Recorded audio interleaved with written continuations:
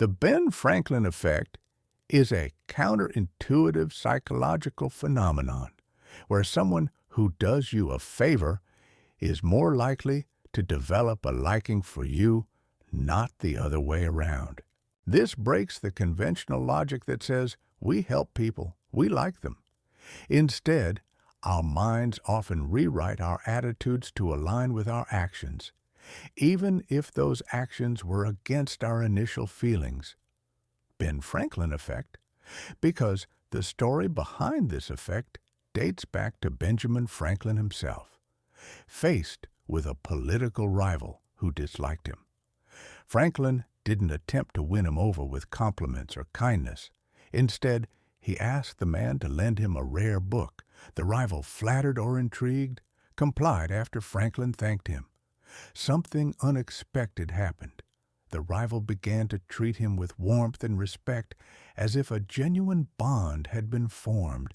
The man had subconsciously restructured his beliefs. Why would he help Franklin if he hated him? His brain couldn't justify the dissonance, so it adjusted, I must like him, or else I wouldn't have done him a favor. This psychological loophole is unsettlingly powerful. It suggests that asking for help, something we often avoid out of pride, can actually endear us to others. It flips the script on manipulation. Instead of giving favors to earn affection, you ask for them. And once someone invests in you, they unconsciously begin to root for you. Their identity gets partially tied to your success, your survival, your approval. They begin to protect what they have helped build, used with precision. The Ben Franklin effect can subtly erode hostility and turn indifference into alliance. Manipulators exploit it by planting small requests, lending a pen, explaining a task, offering advice, each one a silent hook. By the time their target realizes what's happening, their emotions are entangled in a false sense of loyalty. What makes this effect dangerous is its invisibility. The one being influenced feels noble for helping their ego. Is reinforced, they feel generous, open-hearted, even wise, but underneath their brain is rewriting emotional scripts without their conscious permission. The enemy becomes a friend, not because of changed values, but because of a borrowed book. The mind doesn't always follow the truth. It follows the path of least resistance.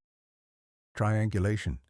Triangulation is a manipulative psychological strategy where a third party is brought into a two-person dynamic to create tension, confusion, or rivalry. At its core, triangulation is about control, using indirect communication, comparison, or gossip to destabilize relationships and assert dominance without ever appearing overtly aggressive. It's one of the most insidious tactics used by narcissists, toxic partners, or power-hungry leaders to keep others unbalanced and emotionally dependent.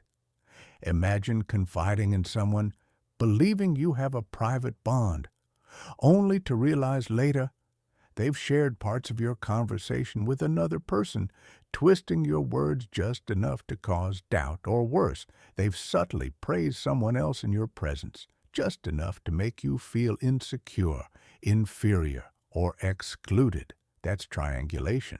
It's not always loud or confrontational. It thrives in whispers, glances, carefully chosen words, and strategic silence. The power of triangulation lies in its emotional dissonance. When someone uses it against you, you start questioning yourself. Why do I suddenly feel replaced? Why am I jealous?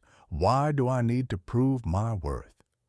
These questions chip away at your self-esteem, making you more pliable and eager to regain your sense of value in the eyes of the manipulator.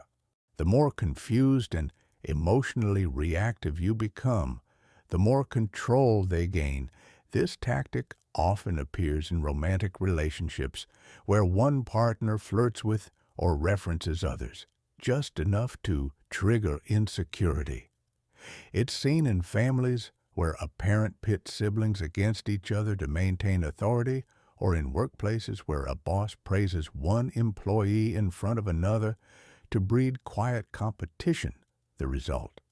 Loyalty is fractured, unity dissolves, and the manipulator stands at the center, untouchable, needed in control. What makes triangulation emotionally devastating is the illusion it creates. You believe the real problem is the third person, your rival, but the real weapon is the orchestrator. They provoke reactions, then step back, claiming innocence. You're left feeling paranoid, desperate for approval, unsure of what's real. The more you chase clarity, the deeper you fall into their web. That's the brilliance of triangulation. It makes you question others than yourself until the only stable point in the chaos seems to be the very person who caused it. Negative reinforcement loop. The negative reinforcement loop is a psychological trap where behaviors are shaped and controlled through the strategic removal of discomfort, not by offering rewards, but by making relief feel like a gift. It's a manipulation that operates in cycles, quietly tightening its grip every time you comply, just to escape the emotional or psychological strain inflicted upon you. What makes this technique so effective and dangerous is that it doesn't look like control at first. It feels like relief. Picture a situation where someone criticizes you, gives you the silent treatment, or makes you feel unwanted, anxious, or afraid. Then suddenly, once you apologize, comply, or change your behavior, the discomfort disappears. They're warm again, they smile, they talk to you like nothing happened. Your brain, desperate to avoid that emotional punishment, again locks onto the pattern. Do what they want, and the pain stops. This loop doesn't reward you with genuine affection. It conditions you like an animal, avoiding a shock, and over time, this avoidance becomes your prison. You walk on eggshells, you preempt their moods, you suppress your needs, your voice, and even your identity just to avoid triggering that punishment again, but the rules are always shifting. That's the point. You're not supposed to win just to keep chasing the feeling of, okay, in toxic relationships, romantic, familial, or professional. This loop becomes the foundation of power. The manipulator never has to shout or physically threaten. All they need to do is make you feel bad when you resist and make that bad feeling go away. When you obey, it's subtle, it's cyclical, and it erodes your sense of autonomy without you ever realizing how deep it's gone. The most terrifying part of a negative reinforcement loop is how it rewires your emotional instincts. You begin to associate peace not with real love or connection, but with compliance, with silence, with surrender. You start thanking the person who hurt you simply for not hurting you today. And so the loop continues not because you want it, but because your nervous system can't take the pain of saying no. The escape becomes the trap. Intermittent reinforcement. Intermittent reinforcement is one of the most psychologically addictive manipulation tactics ever discovered. It works not by providing consistent rewards, but by delivering them unpredictably, creating a powerful emotional dependence in the victim. This technique isn't just manipulation, it's emotional gambling, and it turns people into addicts, not to substances, but to other people's approval, affection, or attention. Imagine someone treats you with warmth, validation, and love, then suddenly pulls away, becomes cold, dismissive, or even cruel. You're left confused, anxious, trying to figure out what you did wrong. Then, just when you're about to give up or confront them, they shower you with affection again. They smile, compliment. You act like nothing happened. Your heart floods with relief. That moment of pleasure becomes your fix. And so you stay, you wait, you hope, and the cycle repeats. The unpredictability is the hook, unlike consistent reinforcement, which builds trust. Intermittent reinforcement builds obsession. It mirrors the same psychological patterns found in slot machines and gambling addiction. You never know when the reward is coming, so your brain works over time, trying to earn it. Dopamine surges not when you receive the reward, but when you anticipate it. That anticipation becomes a drug in relationships. This tactic turns toxic partners into gods. They control when you feel loved and when you feel worthless. They don't need to physically trap you. You trap yourself desperately trying to win back the version of them that once made you feel alive. You remember the highs so vividly. They eclipse the abuse. You excuse the bad because you're starving for the good. What makes intermittent reinforcement especially cruel is that it's unpredictable by design. The manipulator gives you just enough to keep your hope alive, but never enough to feel secure. You're constantly chasing an emotional jackpot that may never come again. And even when you know it's damaging, the attachment feels unbreakable. You crave the very person who's breaking you. This isn't love, it's programming. And by the time you realize you're being conditioned, the hook is already buried in your psyche, deep enough to make you feel that the pain is worth it as long as there's a chance of feeling that rush. One more time, covert contracts. Covert contracts are unspoken, invisible agreements that one person creates in their mind without ever telling the other person. They're built on the belief that if I do this for you, then you will do that for me. Even though the expectation is never communicated aloud, it's a silent transaction, rooted in manipulation, resentment, and suppressed needs disguised as kindness. Someone who uses a covert contract might bend over backward for you, help you move, listen to your problems, go out of their way to make you feel cared for. On the surface, it looks generous, it looks like love, but underneath, there's an invisible debt being tallied. They believe you owe them something. Your time, loyalty, affection, sex commitment, something they feel entitled to, simply because they played the good person. The trap of the covert contract is emotional blackmail wrapped in niceness. You're being set up to disappoint someone without knowing it. When you don't fulfill their secret expectation, they don't say, "I was hoping for this." Instead, they lash out, withdraw, act cold, or guilt trip you, and you're left confused. What did I do wrong? The answer is, you violated a contract you never agreed to in the first place. This tactic is common in relationships, especially when one partner is afraid of rejection or direct communication. Instead of stating their desires clearly, they hide them inside acts of service. They hope that if they prove themselves valuable, you'll naturally give them what they want in return. But when that doesn't happen, the resentment brews like poison. Suddenly, their kindness feels conditional. Their generosity turns sharp. The smile fades, and you're left feeling like a villain for not reading their mind. What makes covert contracts so emotionally explosive is the betrayal on both sides. The manipulator feels betrayed because you broke the deal. You feel betrayed because the love or care you received wasn't real. It was bait. It's a quiet form of control that punishes you for failing to honor an agreement you never signed.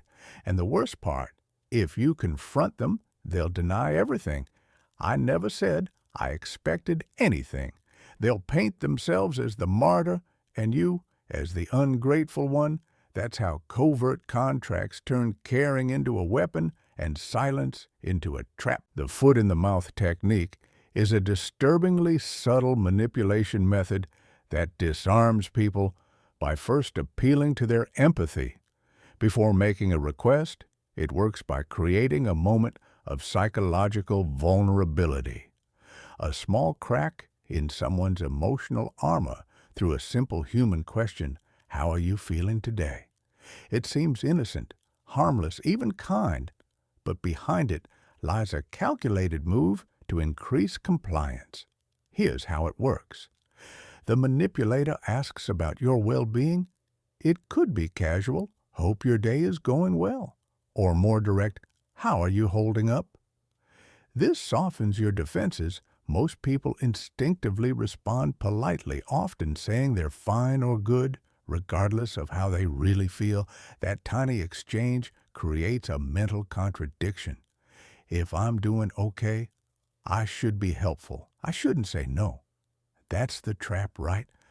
After this moment of vulnerability, the manipulator makes their request. It might be small, a favor, a concession, a bit of your time, but because you've just affirmed that you're doing well, and because they've shown concern, saying no feels emotionally wrong, you don't want to seem cold, uncooperative, ungrateful.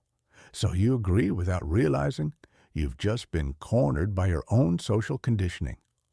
What makes this tactic so dangerous is that it plays on politeness and guilt. It turns your empathy into a weapon against you, and you don't even see it coming.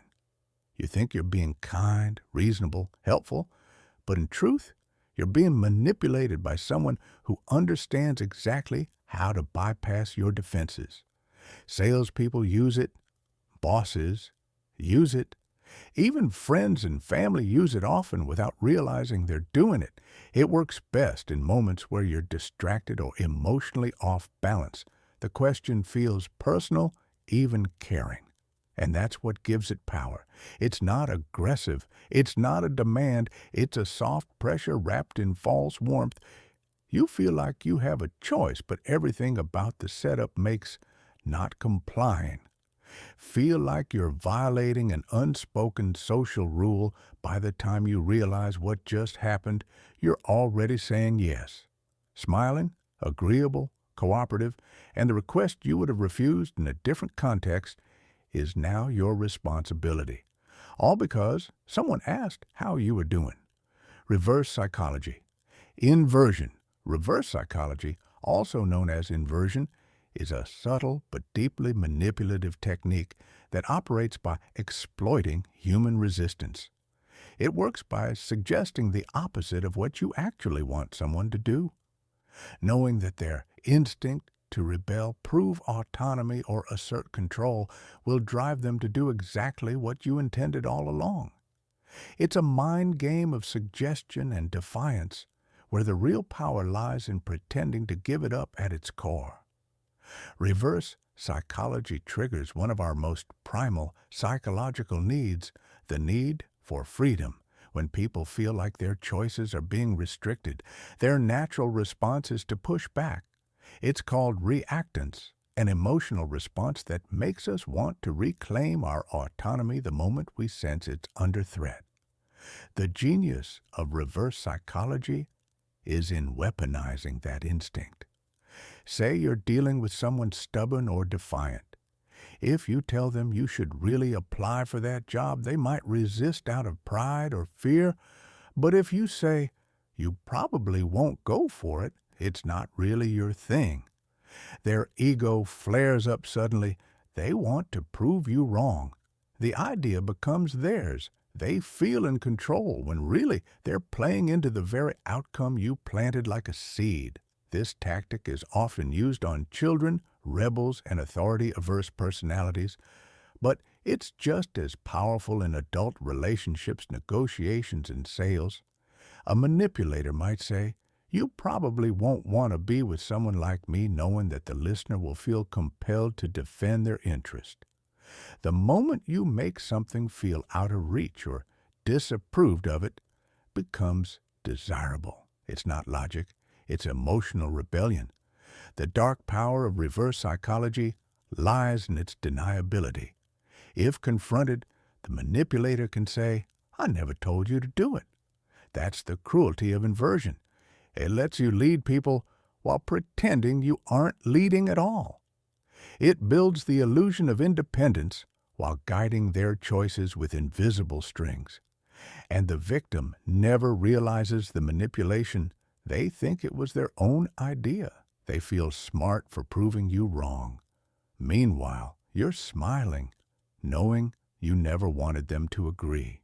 You wanted them to resist. That resistance is the doorway. That resistance is the trap. Gaslighting by omission is a particularly cruel form of psychological manipulation where the abuser doesn't lie outright. They simply leave out key details that distort your entire sense of reality. It's not what they say, it's what they don't say that breaks you. This tactic slowly makes you question your memory, your instincts, and eventually your sanity. Not through confrontation, but through silence. It begins subtly. You notice gaps. Things don't quite add up, but there's no clear evidence of deceit. A partner leaves out part of where they were. A friend fails to mention something important. A boss forgets to tell you a detail that would have changed your entire decision. You start sensing something's off. But when you ask, you're met with calm deflection. I didn't think it mattered. You must have misunderstood, or worse, I never said that. And because you weren't told the lie, you can't prove it. You start doubting your perceptions, your emotional responses. You replay conversations over and over in your head, trying to find what you missed. But the truth was never there. It was withheld. The silence was the weapon. Gaslighting by omission thrives in emotionally charged relationships.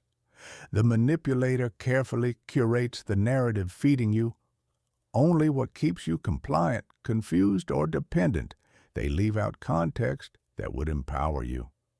They omit truths that would reveal their patterns. They erase timelines, omit names, skip over motivations, all while maintaining a mask of innocence. It feels like you're losing your grip when in reality they're tightening theirs. This form of gaslighting is deeply damaging because it leaves no fingerprints. You're left explaining what wasn't said. You feel paranoid but can't pinpoint why. And that confusion turns inward. You blame yourself. You become anxious, hypervigilant, desperate for clarity. That never comes. That desperation is their control over time. You may stop asking questions. You may stop trusting your gut. You learn to live with half-truths and missing pieces, convincing yourself that if something were really wrong, they would have told you. But they won't, because the lie is in the silence, and it's that silence that erodes your reality, one omission at a time. Semantic infiltration. Semantic infiltration is a deceptive psychological tactic that manipulates perception by slipping emotionally charged or ideologically loaded language into everyday communication until the words themselves shape your thoughts, beliefs, and behavior without you ever realizing it. It's not about what is true, but what sounds true.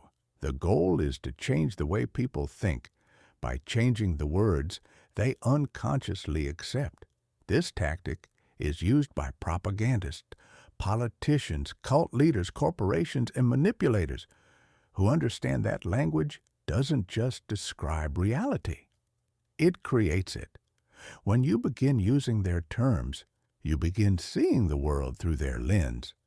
You stop questioning the foundation of the conversation and start debating within it, which is exactly what they want. Imagine someone constantly refers to a surveillance program as a security measure, or calls war peacekeeping, or labels emotional abuse as tough love. You start using those words too, and soon your emotional responses shift. Security feels comforting. Tough love sounds noble. You don't even realize your values are being rewritten because the language feels familiar, neutral, even good. That's semantic infiltration at work.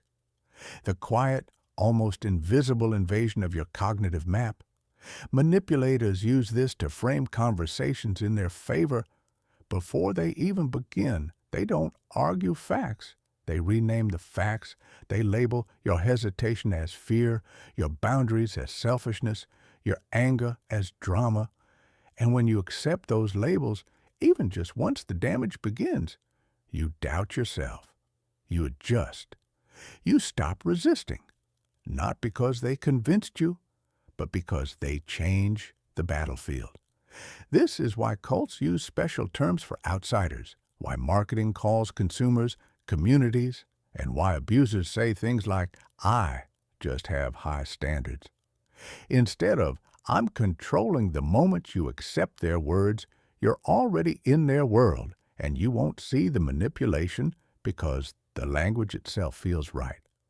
What makes semantic infiltration terrifying is its subtlety. There are no threats, no demands, just words. But those words shape narratives, and those narratives shape choices. By the time you feel the pressure, it's too late to notice that your beliefs weren't changed by argument, but by the slow, quiet infection of meaning. Boundary erosion.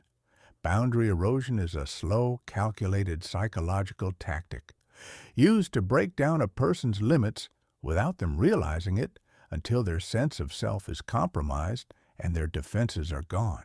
It's not an explosion. It's a drip, one request here, one joke there, one just this once that turns into, "Why are you being so difficult?" Over and over again, it's manipulation in its quietest, most corrosive form. At the beginning, it feels harmless. Someone asks for a small favor that makes you slightly uncomfortable. You say yes. Not wanting to make a scene later, they take a little more.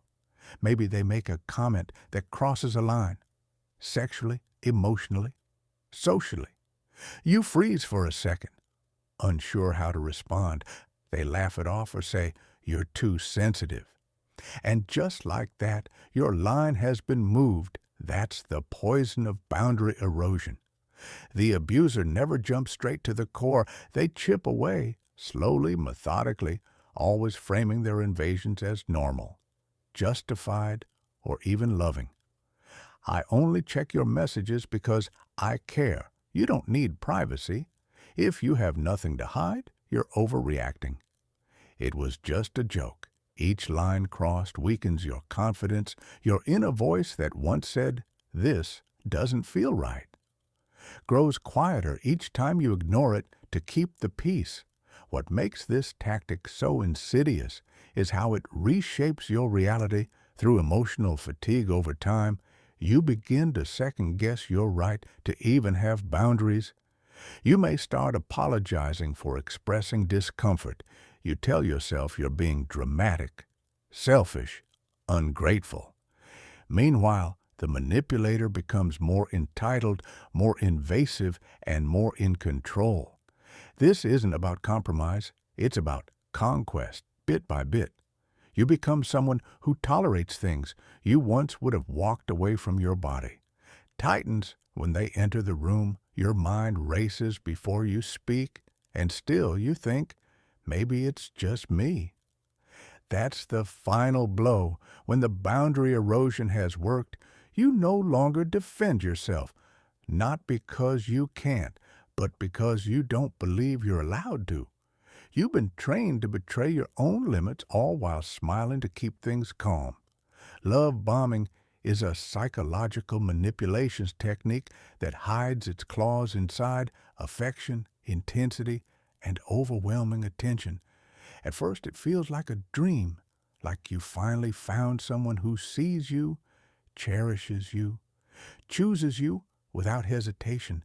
They shower you with compliments, constant messages, long confessions of love, and grand gestures. You're the center of their world. You feel special, chosen, safe. But beneath the flood of adoration lies a calculated trap. This isn't love, it's control, dressed as passion. The purpose of love bombing is not to give, it's to hook it. Overwhelms your emotional defenses, floods your nervous system with dopamine, and pulls you into rapid dependency. Before you've had time to think, healthy relationships build trust. Gradually, love bombing speeds past boundaries, accelerating intimacy at a dangerous pace, all while keeping you too emotionally intoxicated to notice the red flags. The manipulator studies your needs, your wounds, your insecurities, your desires, and reflects back the exact version of the partner you've always hoped for. They say things like, "I've never felt this way about anyone, we're soulmates," or "I can't live without you." Within days or weeks, it feels like destiny. But it's not about you. It's about what they can get from you once you're addicted to the high, because the high always ends after love bombing phase. The affection becomes inconsistent. They pull away, criticize you, withhold attention, or make you feel like you're losing the magic unless you start chasing it, proving yourself, earning back what once came freely. Suddenly, you're working for crumbs of validation from the same person who once drowned you in it. And that's the second phase of the trap emotional conditioning. You remember how they made you feel in the beginning, and now you'll do anything to feel it again. You blame yourself. You try harder. You excuse the emotional whiplash, hoping for the return of the person who made you feel alive, but that version never existed. It was bait. Love bombing isn't affection. It's warfare. The intensity isn't real connection. It's manipulation through fantasy. And once you're inside the cycle, the silence hurts more than the lies ever did. Information withholding. Withholding is a psychological manipulation tactic rooted in deliberate silence. It's the conscious decision to keep someone in the dark, not by lying, but by refusing to share critical truths that would allow them to make informed choices, protect themselves, or understand the situation they're in. And what makes it so cruel is that the victim often doesn't even know it's happening. Until it's too late, this tactic is subtle, strategic, and deeply effective. It's not what you hear that shapes your reality. It's what you don't. A partner knows something that could change how you feel about them, but chooses to spare your feelings. A boss withholds updates that affect your work, then blames you for not knowing. A friend conveniently forgets to tell you something they told everyone else. These gaps in truth aren't random. They are crafted. The manipulator isn't silent because they forgot they're silent, because knowledge is power, and keeping you uninformed keeps you powerless. It traps you in a space of uncertainty where you can't trust your own judgment because you're missing essential pieces of the puzzle. Your instincts whisper that something feels off, but you can't prove it. You question your gut, your memory, your worth. What makes information withholding emotionally devastating is its ability to erode trust without confrontation. The manipulator gets to appear innocent. They didn't lie. They didn't yell. They simply didn't say anything. And when you confront them, you're met with fee and confusion. "I didn't think it mattered, you never asked." Or the classic, "I was protecting you." Suddenly, you're the one who feels unreasonable for wanting the truth in relationships. This tactic breaks intimacy while pretending to preserve it. It creates emotional distance. You begin to doubt what you know, and worse, what you deserve to know. The manipulator becomes the gatekeeper of truth, and you become dependent on their selective storytelling for a sense of reality. It's the quietest kind of control, not loud, not violent, just empty air where truth should be. And in that emptiness, fear grows, confusion grows, doubt grows, until one day you realize you weren't loved, supported, or respected. You were managed, kept just informed enough to stay close, but never enough to feel free. Guilt tripping is a psychological weapon that doesn't need shouting threats or force. It only needs your conscience. It is the art of turning your sense of morality, responsibility, or love against you, making you feel like the villain simply for having needs, boundaries, or independence. This tactic works by making you feel bad for something you shouldn't feel bad about, and then using that emotion to control you. It starts with subtle comment size or emotional withdrawals. You say no, and they say, I guess I'll just do it myself. Like always, you speak up for yourself, and they respond with, after everything I've done for you. They don't need to attack you directly. They just plant the seed, and that seed grows into shame, into self-doubt, into the aching need to make things right. Even when you've done nothing wrong, that's the trap guilt. Tripping hijacks your empathy. The manipulator knows you care, so they weaponize that care. They paint themselves as the victim of your choices. No matter how justified or healthy those choices are, suddenly saying, I need space, makes you selfish. Prioritizing your mental health means you're abandoning them. They twist the narrative, so you're the one who ends up apologizing for simply trying to protect yourself. The worst part is guilt. Tripping often comes from people you love, parents, partners, friends, people who know exactly where your emotional pressure points are. They don't ask directly. They imply. They don't argue. They withdraw love. And when they see the remorse in your eyes, the softening of your voice, the weakening of your resolve, they know it worked. You comply, not out of agreement, but out of guilt. And in doing so, you reinforce the very behavior that's manipulating you every time you give in. You teach them that all they have to do is hurt your heart a little and they'll get what they want. This isn't emotional honesty, it's emotional extortion. It's designed to make you betray yourself so they don't have to feel uncomfortable. And once you learn to carry guilt that isn't yours, it becomes a leash. They pull whenever you try to walk away. Disqualification push-pull. Disqualification, commonly known as the push-pull technique, is a psychological manipulation tactic designed to create intense emotional dependence by sending mixed signals. Closeness followed by sudden distance, affection, followed by coldness, validation, followed by rejection. It's emotional whiplash, and it's not accidental. It's a deliberate strategy to keep you chasing approval. You can never quite catch it. Starts with the pull. The manipulator showers you with attention, admiration, charm. They make you feel special, chosen. You begin to believe you're safe in their presence. You drop your guard. You invest. Then, just as the bond begins to feel real, they push you away, they withdraw emotionally, they criticize you, mock you, go silent, or suddenly become cold and distant, and you're left spinning. What did I do wrong? What changed? Why did they turn on me? That confusion is exactly the point your nervous system goes into.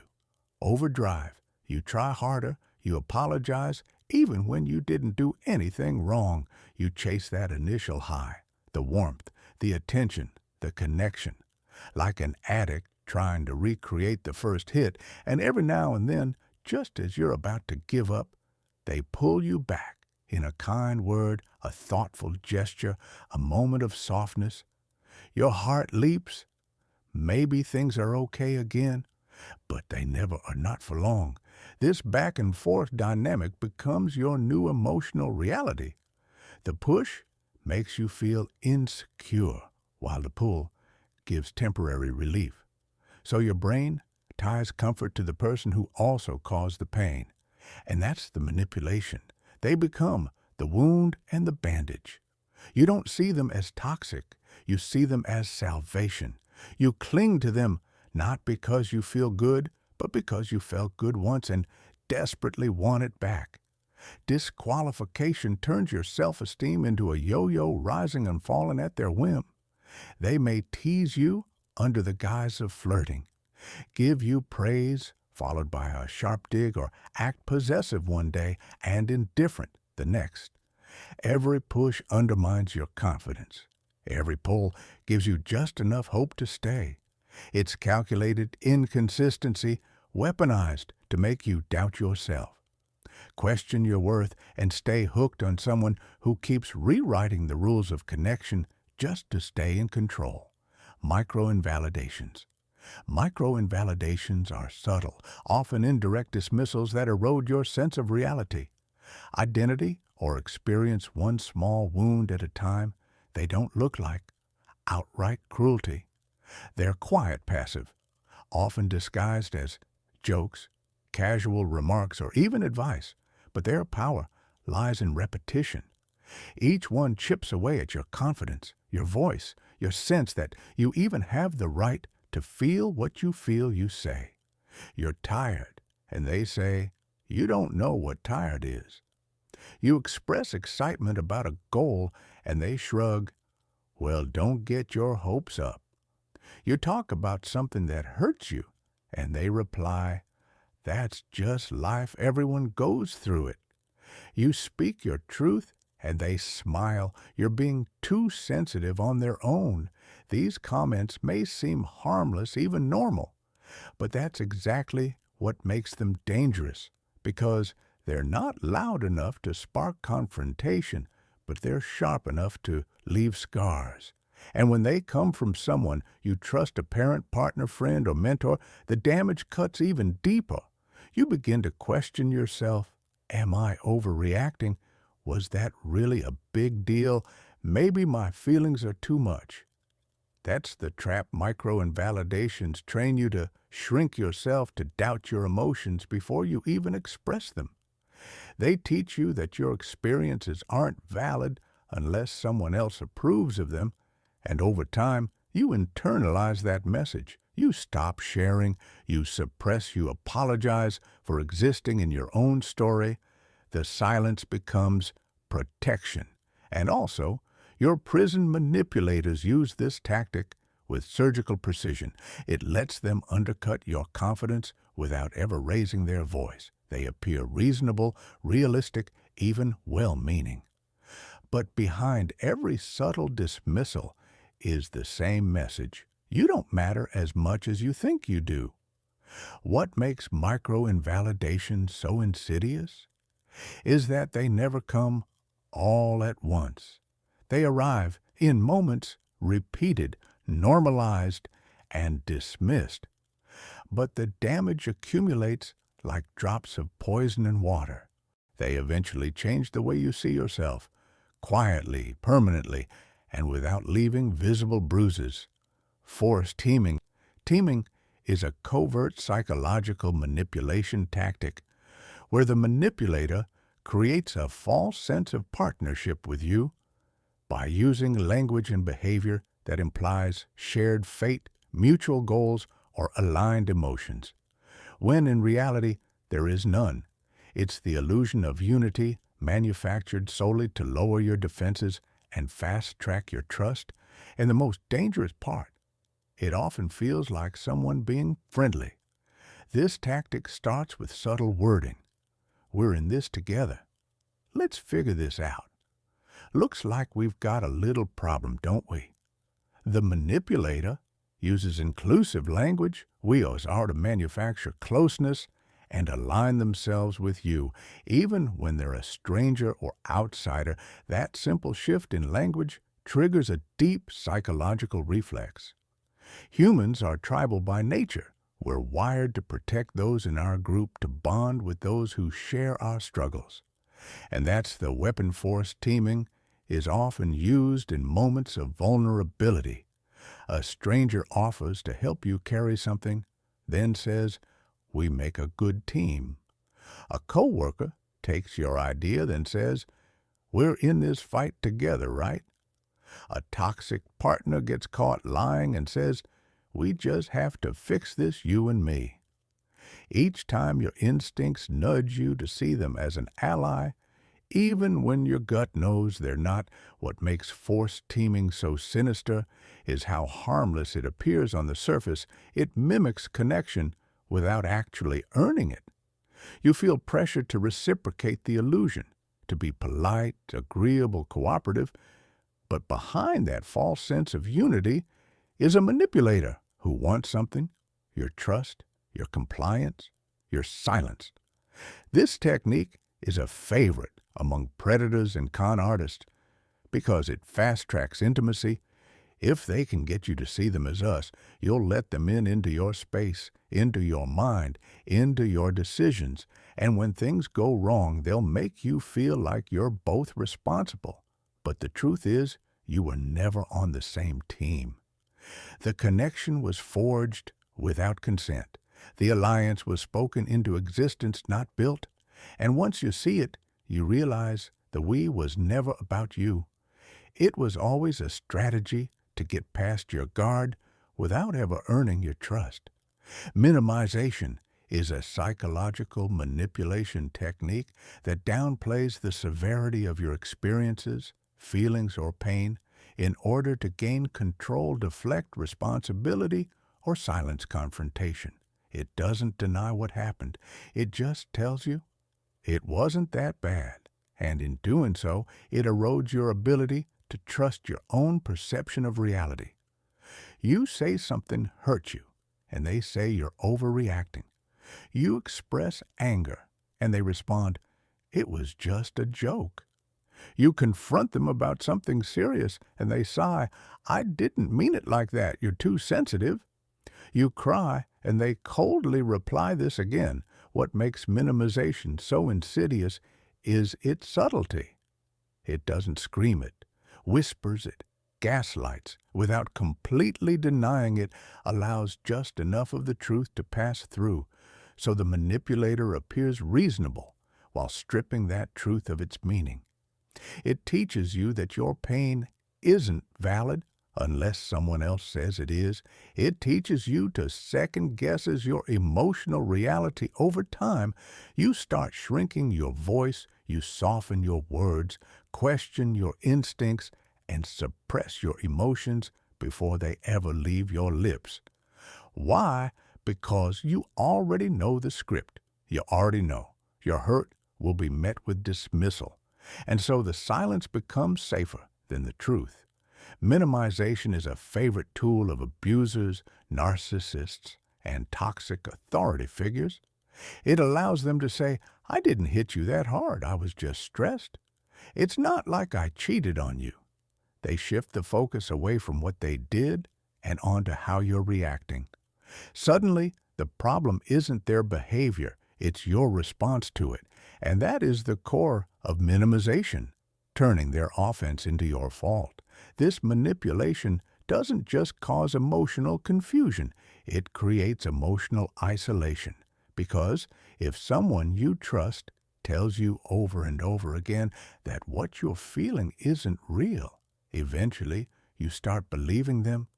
You start apologizing for your tears. You start saying it's fine when it's not. You downplay your own suffering to survive the relationship, but inside the wound furs because it was real. It did hurt, and it was never just a joke.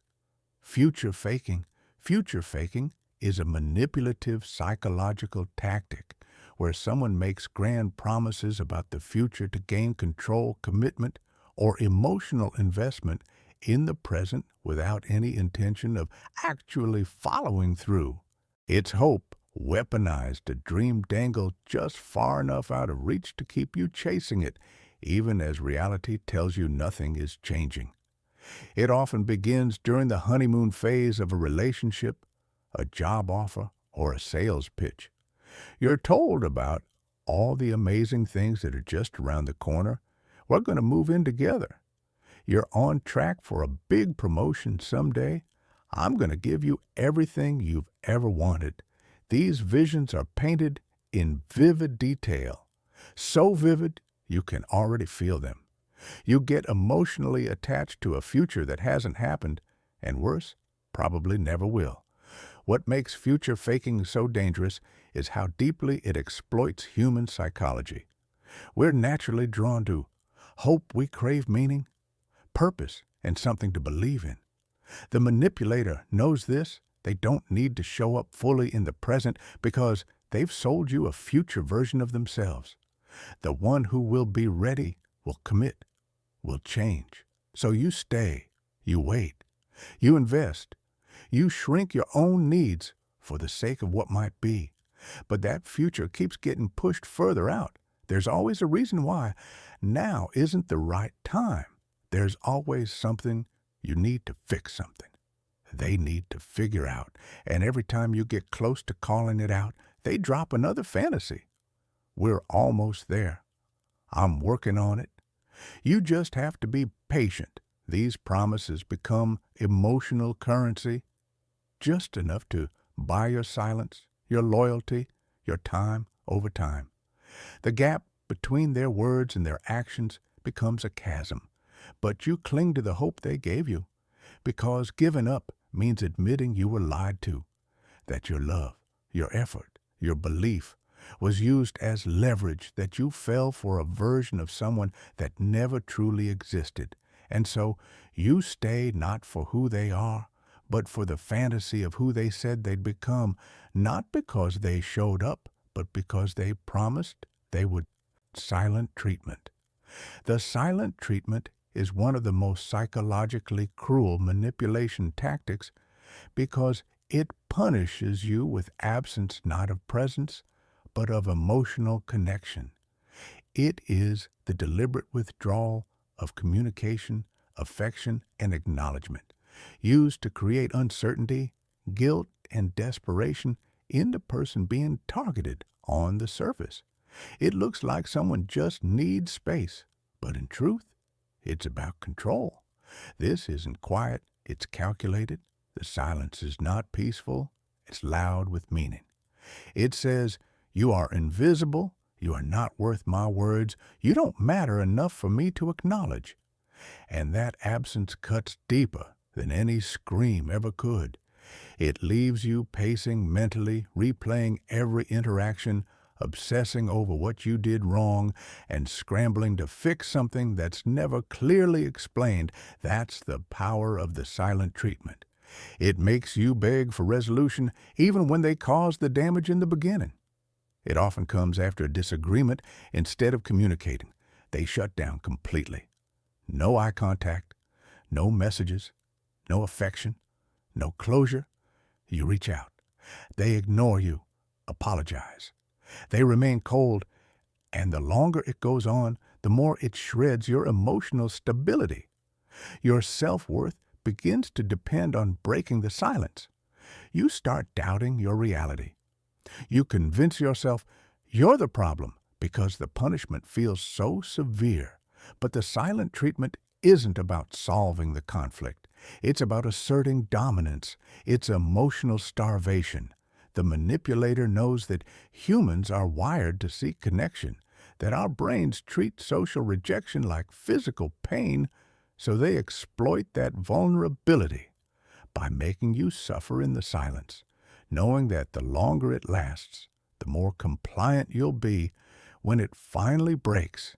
And when it does break, when they finally speak to you again, it feels like relief, like rescue. You're so grateful for the end of the torment that you don't question the method. You accept the unspoken lesson. Speak, less demand, less trigger, less just so you don't get frozen out again. That's how the silent treatment trains you. Not through violence, but through void.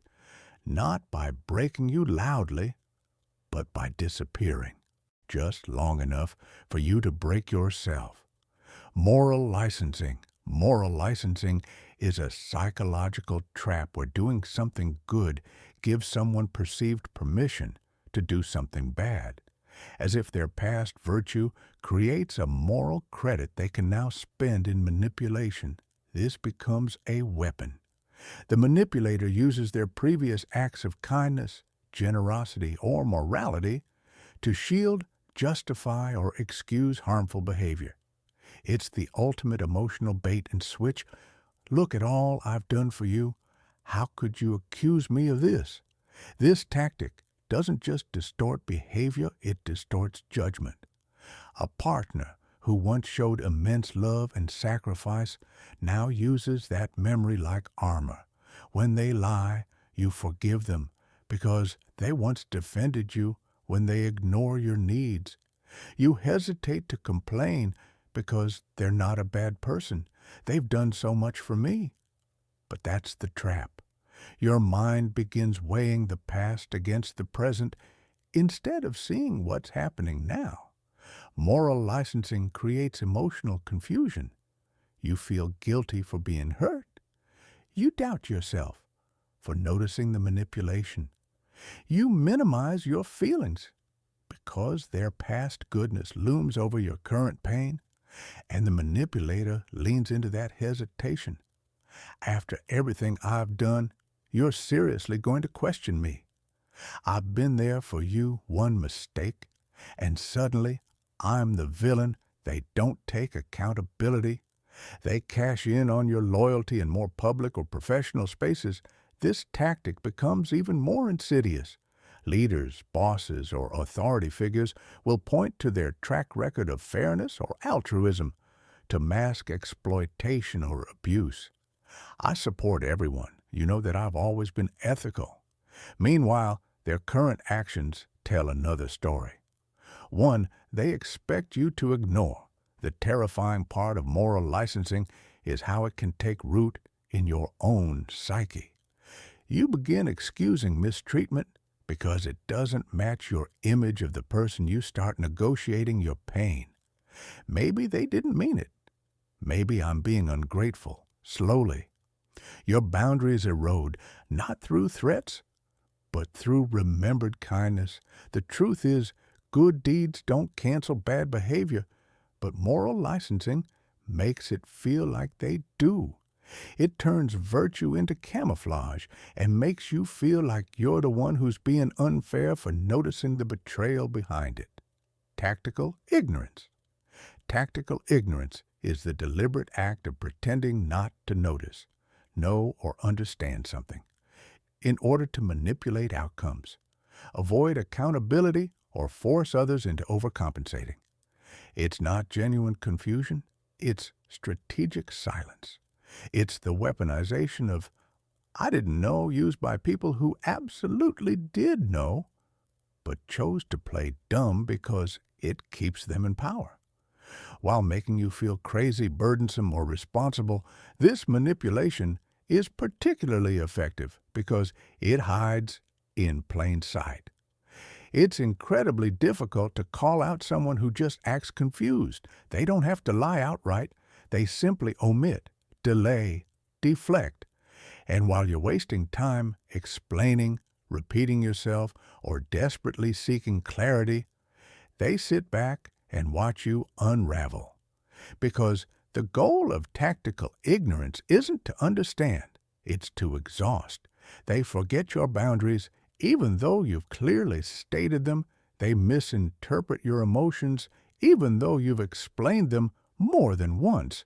They ignore obvious problems, consequences, or needs while insisting, "I didn't realize it was that serious." It's not clumsiness. It's control. Every time you repeat yourself, every time you explain your pain again, they gain more leverage. They make you the one who looks overly emotional, irrational, or demanding. This tactic thrives in relationships where there's an imbalance of power. A partner doesn't follow through on what they promised, and when confronted, they say, "Oh, I didn't know that mattered so much to you." A boss doesn't address your concerns, but later claims, "I wasn't aware you felt that way." A parent overlooks your trauma and then says, "Why didn't you ever tell me they knew?" But acknowledging it would require responsibility, and tactical ignorance is the perfect escape hatch. It works because it manipulates expectations. You assume they didn't mean harm you. Give the benefit of the doubt. You question whether you made yourself clear, and while you're tangled in your own self-doubt, they remain untouched, smiling, innocent, protected by the veil of not knowing. But make no mistake, tactical ignorance is not ignorance at all. It's emotional theater, carefully played to keep the blame off them and the burden on you. The less they claim to understand, the more you give, and the more you give, the more they win by pretending they don't even know there was a game flooding overwhelm tactic. Flooding, also known as the overwhelm tactic, is a psychological manipulation strategy where the abuser bombards you with excessive information, intense emotion, rapid-fire demands, or chaotic behavior all at once to disorient your thinking and shut down your ability to resist. It's not designed to hurt you outright. It's designed to overload your brain until it breaks your will. It's emotional shock warfare disguised as urgency. This tactic often comes out of nowhere one moment. Things seem calm the next. You're hit with a sudden outburst, a flood of accusations, dramatic gestures, or an avalanche of expectations you're somehow supposed to meet right now. You don't have time to think, let alone respond clearly. Your nervous system goes into panic mode, fight, flight, or freeze, and most often you freeze. That paralysis is the goal in a state of overwhelm. Your critical thinking shuts down. Your need for peace overrides your need for truth, so you concede, you apologize, you agree to things you don't fully understand. You submit just to make it stop. But the manipulator isn't chaotic by accident. They're performing chaos to force submission. Their intensity isn't a loss of control. It is the control flooding is used by abusers during arguments to dominate the narrative, yelling so loudly or rapidly that you can't get a word in. It's used in toxic workplaces where unreasonable deadlines, stacked meetings, and last-minute demands keep you so busy you can't reflect on what's fair. It's used in love bombing too, lavishing you with praise, gifts, and intensity so quickly you mistake it for genuine connection instead of manipulation. It's all flooding. And over time, this tactic creates conditioning. You begin avoiding confrontation altogether. You walk on eggshells. You try to manage everything ahead of time to prevent another emotional ambush. You don't speak your needs. You suppress them to avoid the flood. That silence becomes a form of self. Betrayal, all born from a survival instinct. The manipulator engineered what makes flooding terrifying is its invisibility to outsiders. It might just look like a heated conversation, a demanding boss, a passionate partner, but to you it's emotional drowning. And every time you survive it, you come out a little more exhausted, a little more compliant, and a lot more unsure of your right to breathe. Bait and blame fate is a psychological manipulation tactic that lures you into reacting emotionally, defensively, or even just honestly, only to twist your response into proof that you are the problem. It's the emotional equivalent of a trap baited with provocation and set to snap the moment you speak up. This isn't just about starting conflict. It's about creating a no-win scenario where you are punished for simply responding. It often begins with something small, a passive-aggressive comment, a vague accusation, a loaded question designed to poke at your vulnerabilities. Maybe they say, "It must be nice not to care." Or, "Some people just don't know how to be grateful." You feel the sting, the confusion, the pressure to defend yourself. That's the bait. And when you take it, when you react, explain, get upset, or stand up for yourself, they strike, "Wow, you're so sensitive. I was just trying to have a conversation. See, this is why I can't talk to you." Now, you're no longer the victim of their cruelty. You're the cause of the drama.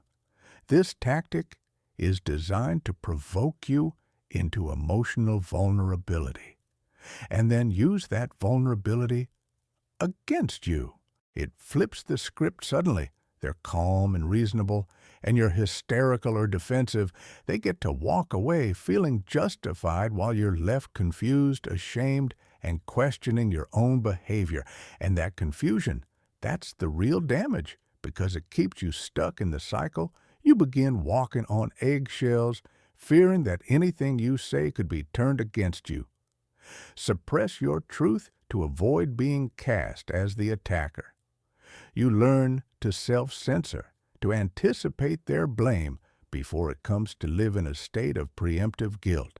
This is how the manipulator stays in control, by making every reaction feel like an overreaction, every boundary feel like betrayal. What makes bait and blame so cruel is that it uses your honesty as ammunition. It tricks you into exposing yourself emotionally, then punishes you for it over time. You stop reacting, not because you've healed, but because you've been conditioned to fear the consequences of being real. You no longer trust your voice. You no longer trust your feelings.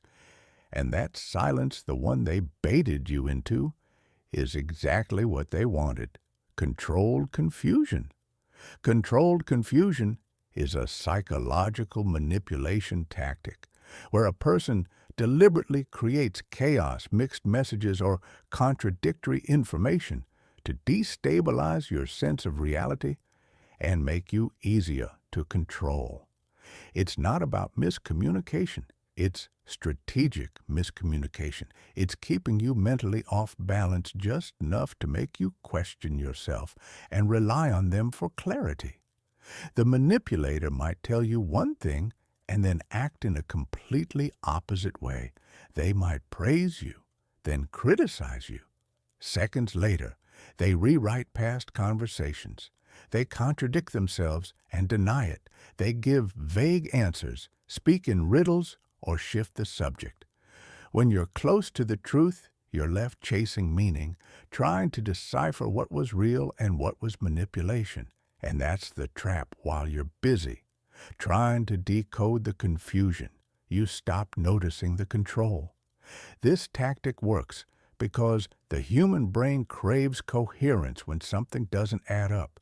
Our minds automatically try to resolve the contradiction. We blame ourselves first. Did I hear it wrong? Did I overreact? Did I forget something? And that doubt makes us vulnerable. The manipulator becomes the only stable source in the fog of confusion, except they're the one who created the fog to begin with. Controlled confusion is used in abusive relationships, toxic workplaces, cults, and even high-pressure sales tactics. It's how abusers maintain dominance without ever needing to scream or threaten. They use cognitive overload to exhaust you into compliance. You stop fighting because you're too tired to make sense of anything. You start agreeing just to make the mental chaos stop. It becomes harder to trust your instincts. You hesitate before asking questions because you fear being shamed, mocked, or spun into another web of contradictions. You begin to rely on them to interpret reality for you, and that's when they've won. Because when someone can define what's real for you, they don't just influence your decisions.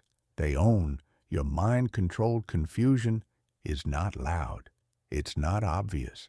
It's the soft, constant erosion of certainty. And by the time you realize how twisted the world has become, you're no longer sure whether to trust your memory, your feelings, or even your own truth. Because every time you tried, they convinced you it was wrong. Identity undermining is a deeply insidious manipulation tactic that doesn't just aim to hurt, it aims to erase.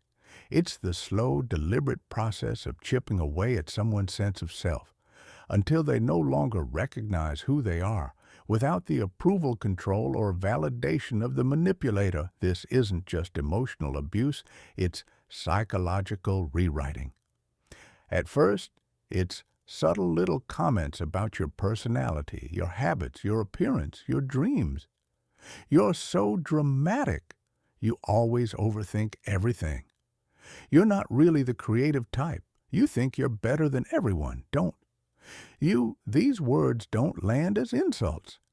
They're disguised as concern jokes or feedback, but they're surgical, targeted, and when repeated over time, they begin to stick. You start questioning yourself. You pull back from the things that once gave you joy. You hesitate before speaking, dressing a certain way, setting goals. You silence parts of yourself, not because you want to, but because someone made you feel like those parts were wrong, too much, not enough. Embarrassing, flawed. This is identity. Undermining when someone deconstructs your sense of worth piece by piece until your confidence isn't just damaged, it's dependent on their opinion. You begin to seek their permission to exist as yourself. You ask if your feelings are valid. You defer to their judgment, even on things you once knew with certainty.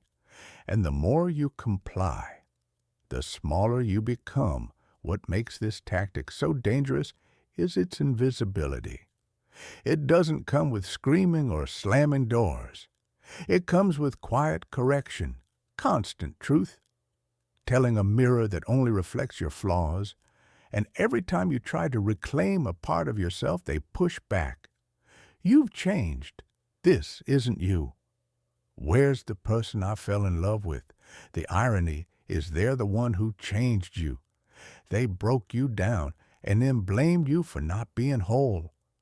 Over time, your identity becomes so inshed with their approval that being yourself feels like betrayal, and that's when they've won.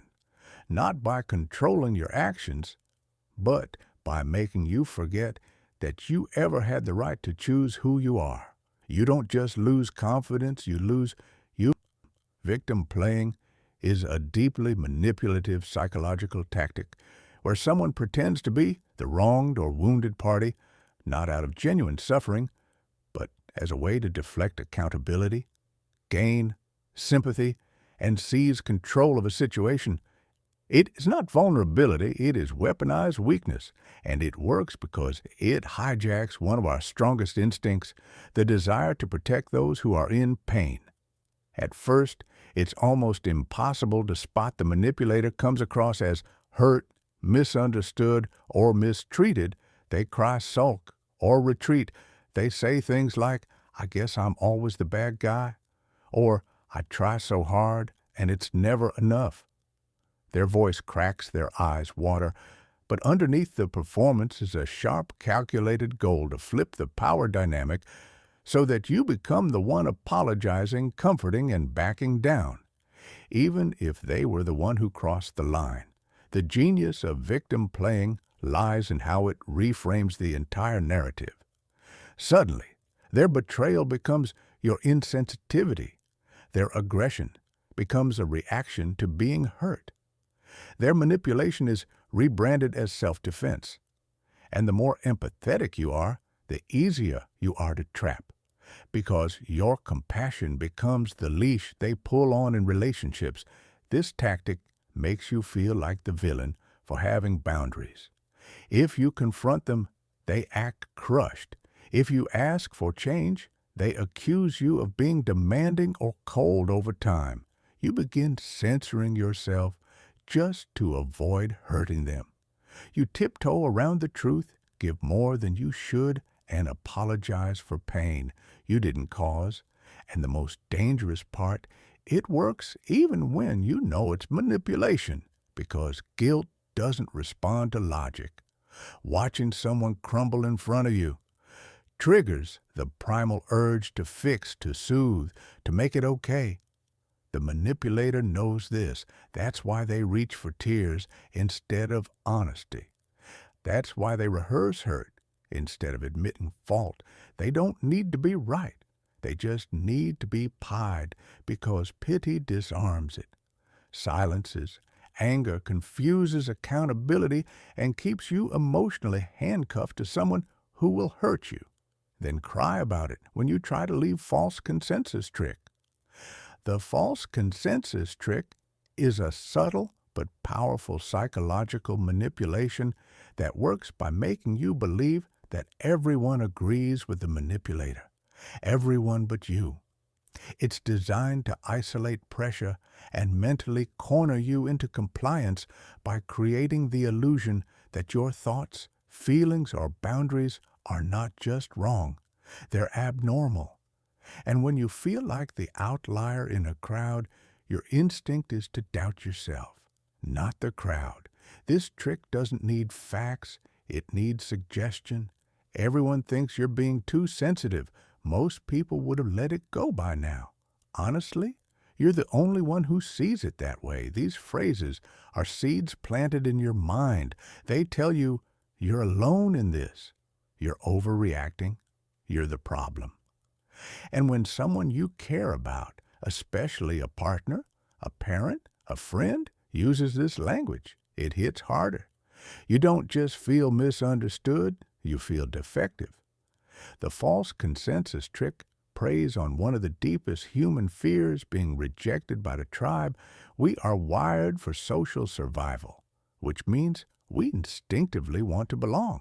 So when someone makes us feel like our opinion is out of sync with what everyone else believes, we start shrinking, we silence ourselves, we second-guess our instincts. We conform, not because we're convinced, but because we're afraid to be wrong. Alone, manipulators use this tactic to avoid accountability. If you challenge them, they don't argue the truth. They weaponize public opinion. Even if they have no evidence of it, they create invisible armies of approval behind them and make you feel like you're up against all of them. They might even reference imaginary others' friends, exes, co-workers who allegedly agree with their perspective. It's a slow erasure of emotional freedom.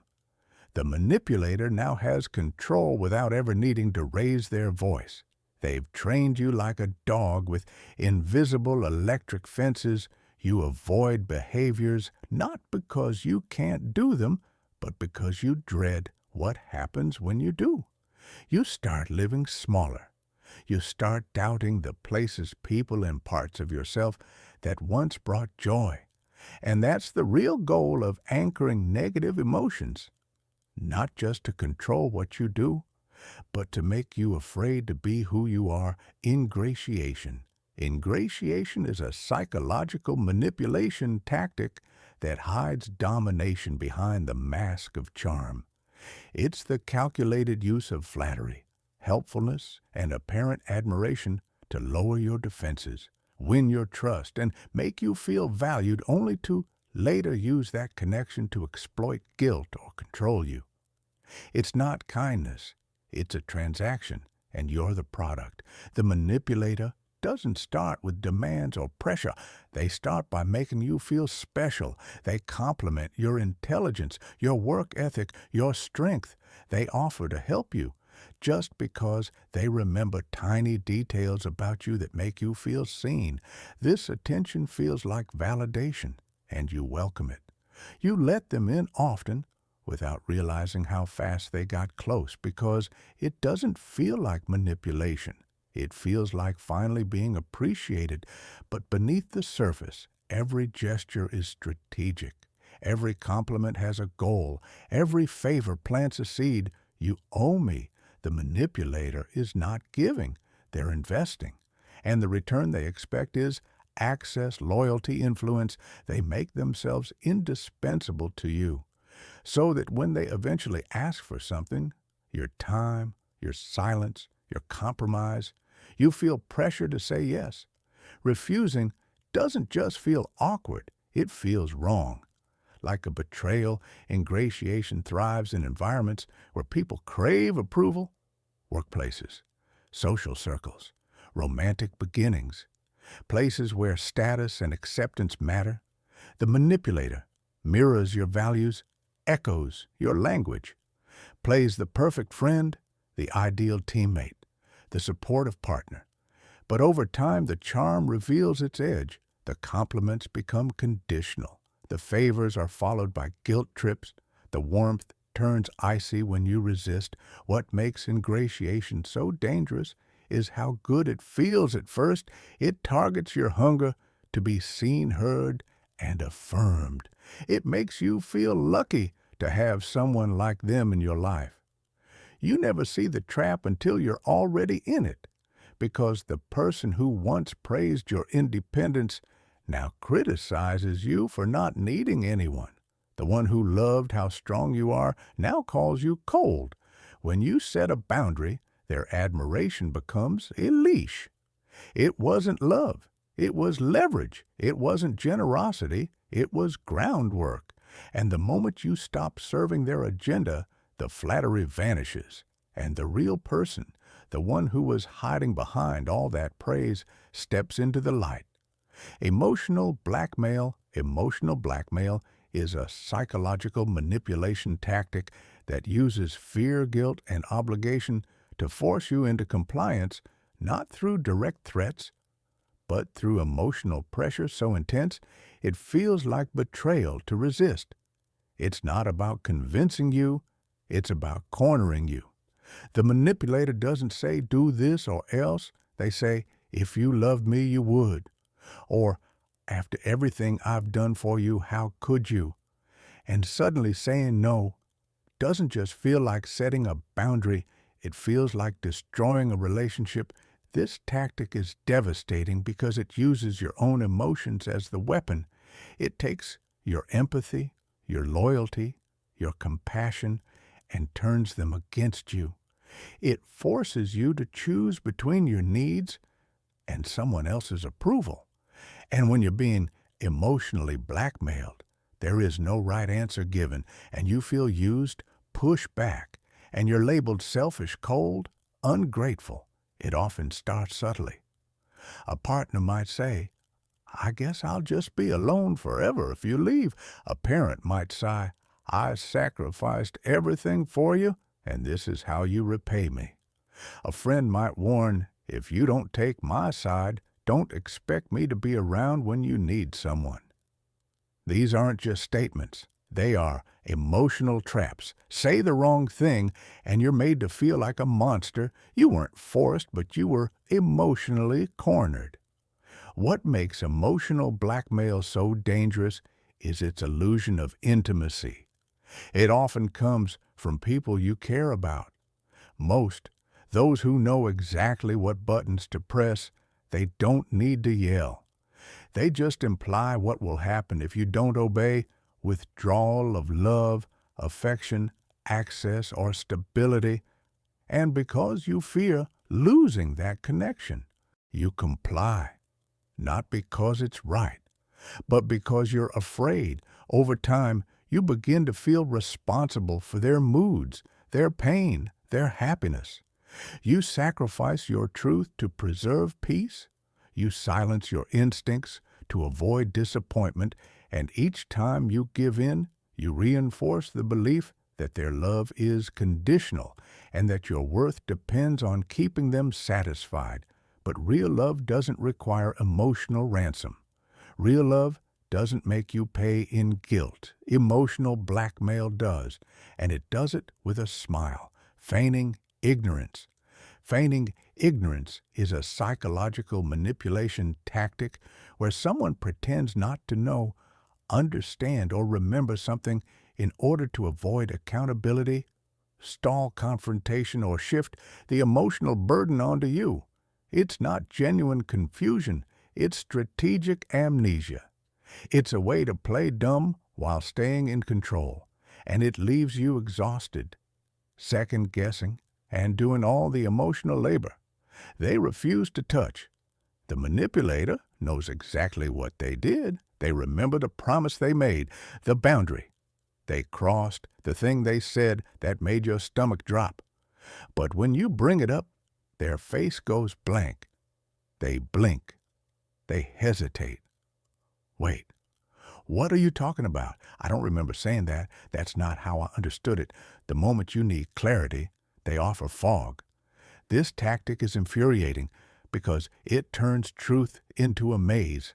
You're left holding not just your own emotions, but now also the burden of having to explain reality to someone who's pretending not to grasp it. The more you try to pin down what happened, the more they squirm out of reach. Using your rising frustration as proof that you're the unstable one, you become the overreactor, the accuser, The one who's making a big deal out of nothing, feigning ignorance, is especially cruel because it's passive. There's no yelling, no insults, just a shrug, a vacant look, a quiet refusal to meet you in the truth. And yet the psychological impact is devastating. It makes you feel invisible, invalidated, like your experiences don't matter, because someone can erase them just by pretending they never happened. It's often used in toxic relationships to avoid emotional responsibility. A partner forgets the agreement they made. A friend claims they didn't realize their comment was hurtful. A coworker suddenly misunderstood their role in a failed project. But they didn't forget. They just know that pretending to forget keeps you confused and them untouchable. What makes feigning ignorance so dangerous is its believability. You want to believe they're just clueless, that they're not being cruel, but deep down you feel it, the tension, the coldness in their deflection, the way they look past you while you're begging for resolution, because if they can convince you they don't know what they're doing, they never have to stop doing it.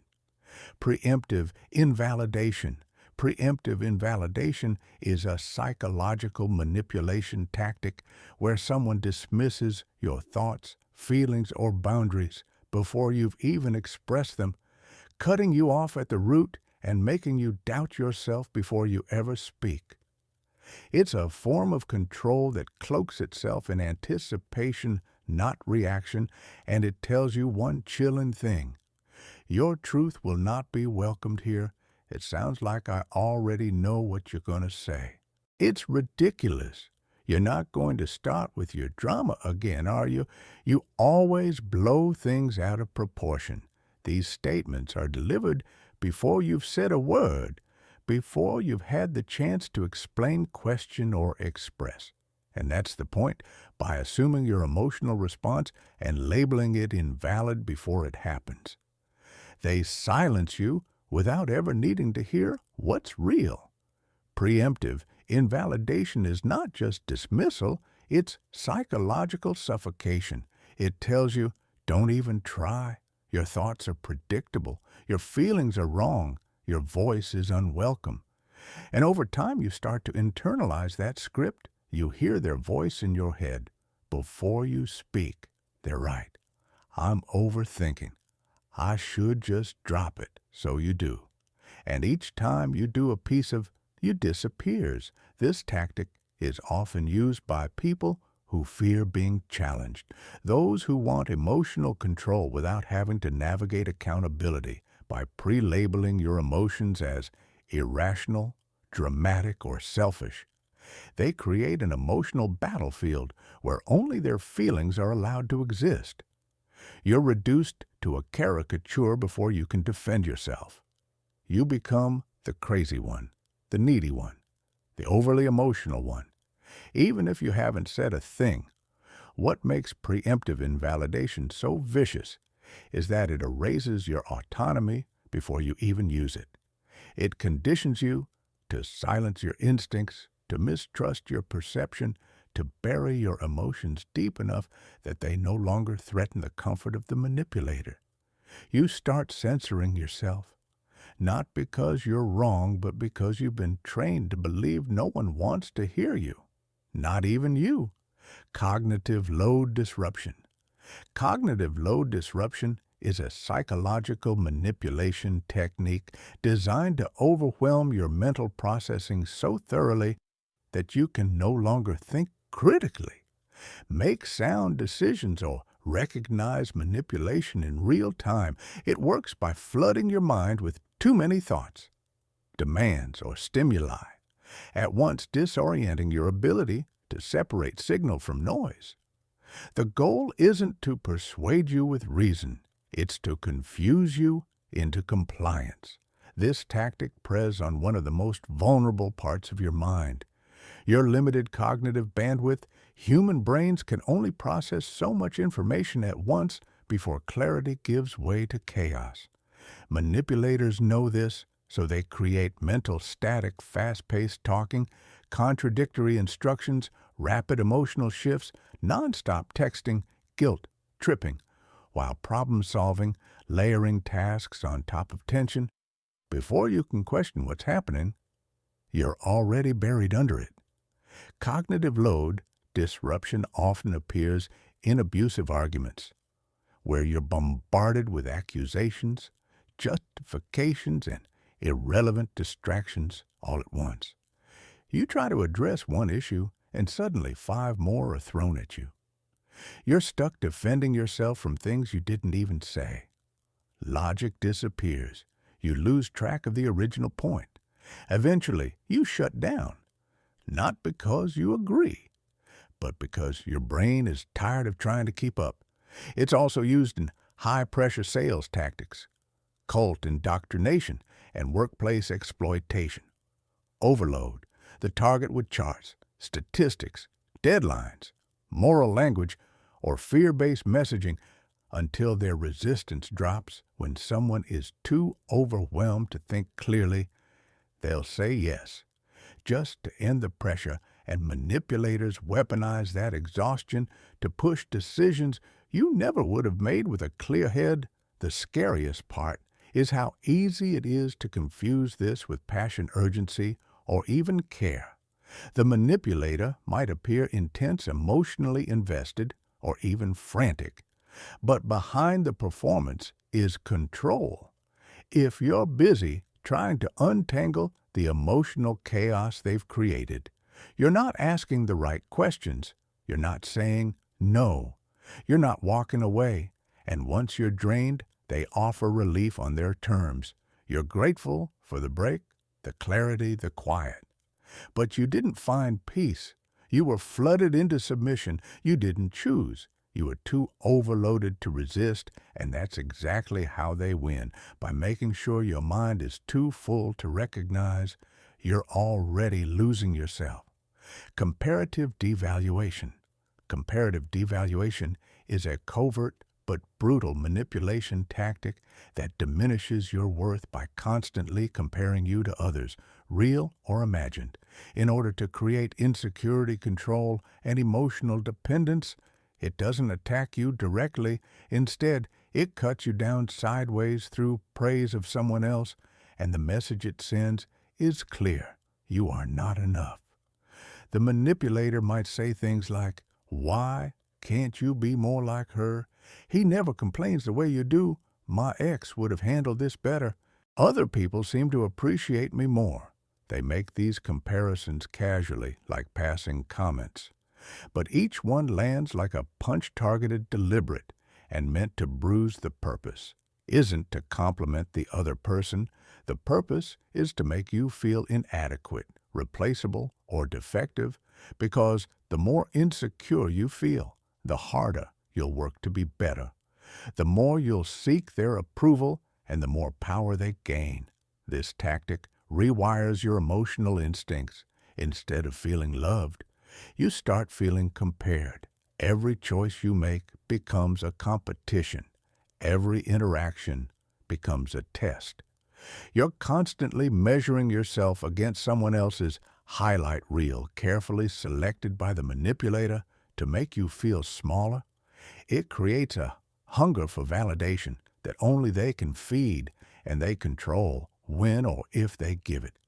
Comparative devaluation is especially damaging because it attacks your core identity. It doesn't just say you made a mistake. It says you are less than over time. You begin to internalize these comparisons. You question your value, your desirability, your intelligence, your very place in someone's life. You start to see yourself through their distorted lens, and you start to believe it. And just when your self-esteem starts to crack, they might throw you a breadcrumb of praise, making you chase the high of finally being enough. But it never lasts, because the point of comparative devaluation is to keep you striving, not succeeding, to make you feel like you're always just behind whoever they've placed on a pedestal. Even if that person doesn't exist, It's not admiration, it's emotional sabotage masked as feedback. And its purpose isn't to inspire growth. It's to keep you insecure enough to stay. Idealization, devaluation, discard cycle. The idealization, devaluation, discard cycle is a manipulative psychological pattern used by narcissists and emotional abusers to gain complete control over a person by systematically building them up, breaking them down, and then throwing them away. It's not a relationship, it's a strategy, and it's designed to keep you emotionally addicted while stripping you of your identity. It begins with idealization. The love-bombing phase, you're flooded with affection, admiration, attention. They call you perfect. They mirror your dreams, your values, your words. You feel seen like never before. The connection is intense, fast, intoxicating. It feels like fate, but it's not love. It's a hook. They're studying you, figuring out what makes you feel alive, so they can use it to make you feel dependent. Then comes devaluation, and it hits like a punch to the soul. The same person who once war-ripped you begins to criticize you subtly at first, then cruelly. They mock your flaws, dismiss your feelings, ignore your needs. They shift the energy without explanation. You're left chasing the version of them who once made you feel safe. You start working harder, giving more, apologizing for things you didn't do anything to get back to how it was, but it's never the same because the pedestal they put you on was never real. It was a stage for your fall. The more you try to reclaim their love, the more they withdraw until one day they enter the final phase, discard, they ghost you, replace you, blame you, or even worse, pretend you never mattered at all. You're left hollow, questioning.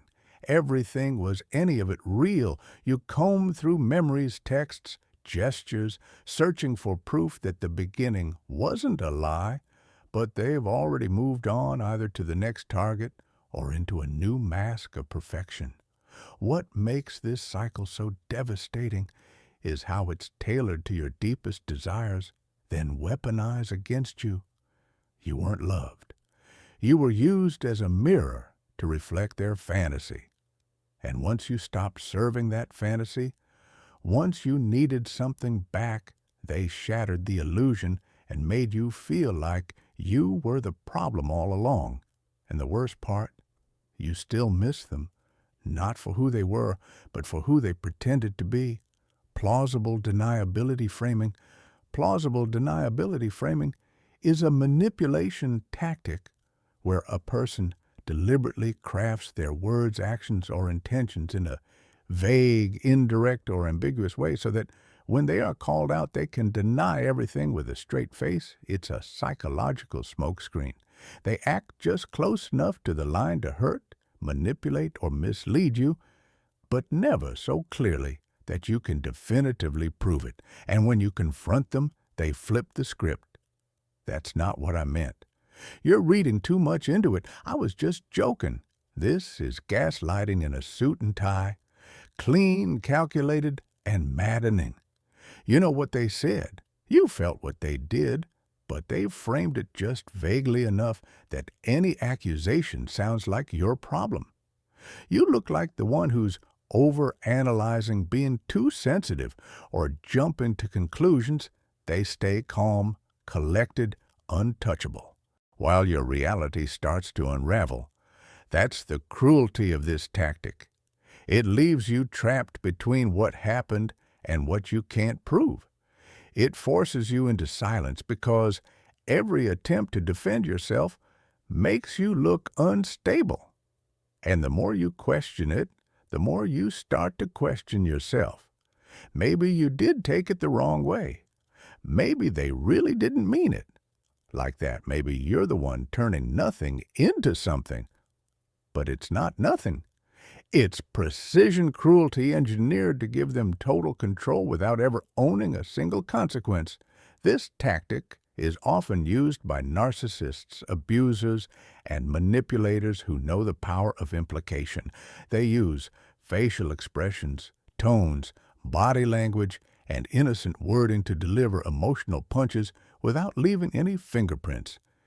It gives them the power to hurt you while still playing the victim, or the saint. Plausible deniability isn't just a defense, it's part of the plan. They set the trap and stand just far enough away to claim they had nothing to do with it, and when you finally explode in frustration or pain, they'll step back, smile and say, "Wow, I didn't realize you were so emotional." They get to win twice, once by wounding you, and again by making you doubt it ever happened. Truth sandwich technique. The truth sandwich technique is a deceptive manipulation tactic that disguises lies or harmful intentions between two layers of truth, making the falsehood easier to swallow and harder to detect. It's a psychological sleight of hand, mixing fact with fiction so seamlessly that the target internalizes the lie as truth simply because it feels true. In context, it's not about convincing with logic, it's about disarming with structure. It works like this. The manipulator begins with a statement that's undeniably true, something you recognize and agree with. That's the first slice of truth. It builds rapport, earns trust, and sets the emotional tone. Then, nestled quietly in the middle, comes the distortion, the twist, the manipulation, the misinformation. By the time you realize it's there, you're already nodding along, and finally they close with another piece of truth, a reassuring familiar idea that reinforces everything they just said. That's the second slice. You're left with a full sandwich that feels credible, even if the center is rotten. Example, I've always supported your dreams' truth, but lately your behavior has been selfish and ungrateful, manipulation still. I care about you, and I just want what's best for us, truth. That middle line hits harder because it's framed by warmth and familiarity. It doesn't feel like an attack. It feels like a caring observation, and so you believe it, or at least you stop defending yourself. The brilliance of this tactic lies in how it hijacks your emotional reasoning. When you're exposed to truth, your guard goes down, you stop scanning for danger.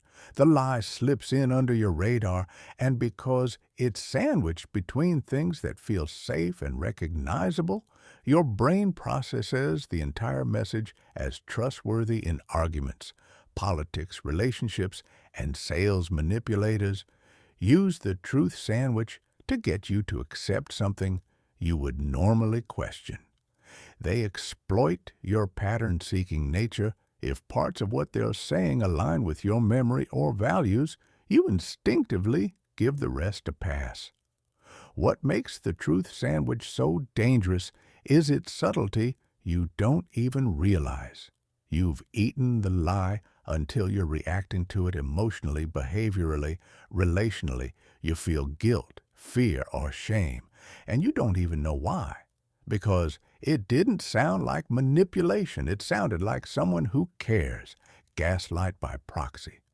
Gaslight by proxy is a chilling and deeply manipulative extension of gaslighting, where the manipulator recruits other people, friends, family, co-workers, even therapists, to reinforce their distorted version of reality and make you doubt your own. Instead of only twisting your perception one-on-one, they enlist third parties to validate their lies, discredit your experiences, and isolate you emotionally. It's not just gaslighting, it's psychological warfare with backup. It starts when the manipulator frames the narrative before you even get a chance to speak. They go to others and say things like, "She's been acting really unstable lately," or "He twists everything I say." They don't come off as cruel. They play the concerned victim, they plant seeds, and by the time you start telling your side of the story, people already look at you through a distorted lens. You're not expressing yourself. You're proving them right. Suddenly, people you trusted are giving you strange looks. Friends or neutral family members are offering quiet concern as if you are fragile, confused, or emotional. You feel your reputation slipping and worse, your reality being rewritten in front of you, and every time someone says, well, maybe they didn't mean it that way, or they seemed really upset about how you treated them, a piece of your confidence dies. That's what Gaslight by Proxy does. It isolates you inside your own mind. You begin to doubt your memory, your emotions, your instincts. You stop speaking up because it seems no one will believe you anyway. And the manipulator, they sit at the center of it all, untouchable, admired, even because they've built a network that reflects their truth, not yours. What makes this tactic so devastating is the betrayal it brings. It's not just the manipulator causing harm. It's the people you thought were safe, the people who should defend you, believe you see you. But instead, they echo the gaslighting sometimes without knowing, sometimes with full awareness. Gaslight by proxy isn't about convincing you. It's about convincing everyone else so thoroughly that you start to feel like the crazy one in your own story. And when that happens, the silence isn't just forced. It becomes total false flattery. False flattery is a manipulation tactic that uses insincere praise not to uplift you, but to control you. It's not about making you feel good. It's about making you vulnerable at its core. False flattery is emotional bait. It's designed to feed your ego just enough to lower your defenses, to hook your need for validation, and to keep you seeking approval from someone who never meant a word of it. The manipulator doesn't flatter you because they admire you. They flatter you because they've studied you. They know what you want to hear. They watched how you light up when praised, how your posture changes when someone acknowledges you. So they say exactly what you crave. You're the smartest one here. No one does it like you. I wish everyone was as loyal as you. It sounds generous, thoughtful, kind, but it's a performance carefully crafted to make you pliable. What makes false flattery so dangerous is how quickly it creates emotional dependency. The praise triggers dopamine. It feels good. It affirms your worth, and you begin associating them with that feeling. So the next time they need something, a favor, silence, compliance, they don't have to argue or threaten. They just remind you how amazing you are, and you eager to keep that praise flowing. Start giving them what they want. It's especially effective on people who don't fully believe in their own value. If you're insecure, if you're exhausted, if you're healing from rejection, false flattery doesn't just sound nice. It feels necessary. You cling to it like proof that you're enough, and that's when it controls you. But the flattery is never consistent. That's part of the manipulation. One day you're brilliant, the next you're questioned. One moment you're the star. The next you're ignored. The emotional whiplash keeps you off balance and chasing their approval again. It's not about building your confidence. It's about owning it so they can take it away. You weren't being seen. You were being sized up. The compliments weren't gifts. They were tools. And once you're emotionally hooked, the very praise that made you feel powerful becomes the leash they use to keep you tame. Mimicry for rapport. Building up mimicry. For rapport building is a psychological technique that uses subtle imitation to create a false sense of connection, trust, and emotional safety. It's the calculated act of mirroring someone's voice, gestures, energy, interests, and even beliefs. Not because you truly share them, but because you want them to believe you do. It's influence through reflection, where the manipulator becomes a human echo, syncing with you so perfectly that your brain begins to register them as familiar, likable, and safe. This tactic is incredibly effective because it exploits something deeply wired into our biology. We trust what feels like us when someone matches our rhythm, when they speak at our pace, adopt our posture, or reflect our values. It lights up a primal signal in the brain that says belonging. You don't even realize it's happening. You just feel understood, seen comfortable, and that's when your guard drops. The manipulator knows this, so they study you. If you're introverted, they soften their tone. If you use sarcasm, they start doing it too. If you like certain music hobbies or ideas, they suddenly share those interests. You start hearing things like, "I've never told anyone this before either," or "It's crazy how alike we are." You feel like you found a soulmate, a best friend, a missing piece, but it's not a bond. It's a performance mimicry for rapport building. Isn't about genuine connection. It's about trust acquisition. The goal is to create alignment so that you'll open up, attach faster, and become easier to manipulate later. It's common in sales, seduction, cult, recruitment, and toxic relationships.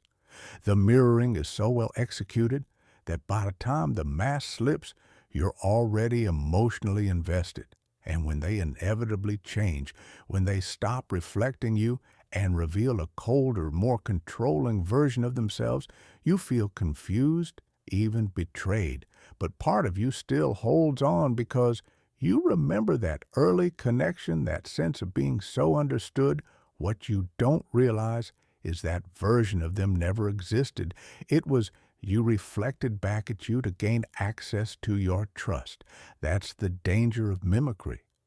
It doesn't feel like manipulation. It feels like home until it turns into a trap. Jealousy induction.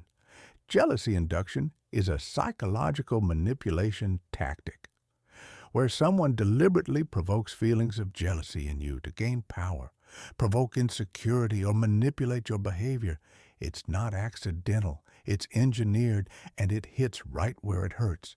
Your self-worth, your trust, your sense of safety in a relationship. The manipulator doesn't create connection through honesty or affection. They create obsession through emotional destabilization. At first, it may seem subtle. They talk about someone else a little too often. They mention an ex-compliment, a stranger, or flirt in front of you, and then deny it with a smirk. You're overreacting. I was just being friendly, but deep down, you feel it. The tightening in your chest, the drop in your stomach, the quiet war between your pride and your panic. That's not an accident. That's the point. Jealousy induction is about shifting the power dynamic. When the manipulator sees you growing comfortable, secure, or emotionally grounded, they destabilize you with doubt. Suddenly, you're not sure where you stand. You question your attractiveness, your importance, your place in their life. And while you're spiraling, they sit back and watch calm and control, feeding off your reaction, because your jealousy isn't a problem for them. It's a signal that you care, that they've got you wrapped around them. This tactic is especially cruel because it makes you feel like the problem when you confront them. They accuse you of being jealous, needy, or insecure. You feel ashamed for having emotions they deliberately triggered. You start competing with ghosts, exes, co-workers, random names. They casually drop just to get a reaction, and every time you try to set a boundary, they twist it into a weakness. I can't even talk to other people now. Over time, jealousy induction doesn't just make you paranoid, it makes you dependent. You start working harder to impress them. You lose sleep, wondering if you're enough. You overgive, overplease, overthink, hoping that if you just do more, they'll stop making you feel so replaceable. But that's the darkest truth. They don't want the jealousy to stop. They want to control you through it. They don't need to leave you for someone else. They just need you to believe they might. And in that fear, you give them everything while slowly losing yourself. Weaponized incompetence.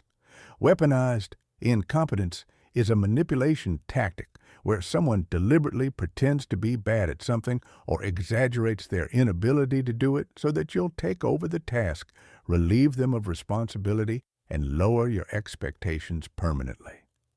It's not a lack of skill, it's a lack of effort disguised as helplessness, and it's used to shift emotional and physical labor onto you without ever having to ask. It begins innocently enough. They can't load the dishwasher the right way. They don't know how to pay a bill online. They forget how to schedule a doctor's appointment. Or say, they're just not good at talking about emotions. And when you try to guide them, they fumble, sigh, act confused, or make such a mess of it that it's easier and less frustrating for you to just do it yourself. That's the trap. You become the fixer, the emotional manager, the default adult in the relationship, and they get to sit back and play dumb. But here's the truth. No one is that bad at everything. By accident. Weaponized incompetence is a strategy. It's learned helplessness turned into power. Because the moment you lower the bar for them, they've won. They never have to meet it again. You stop asking, you stop expecting, and slowly the burden becomes yours. To carry alone. What makes this tactic so insidious is how unthreatening it appears. They don't argue, they don't yell, they just can't.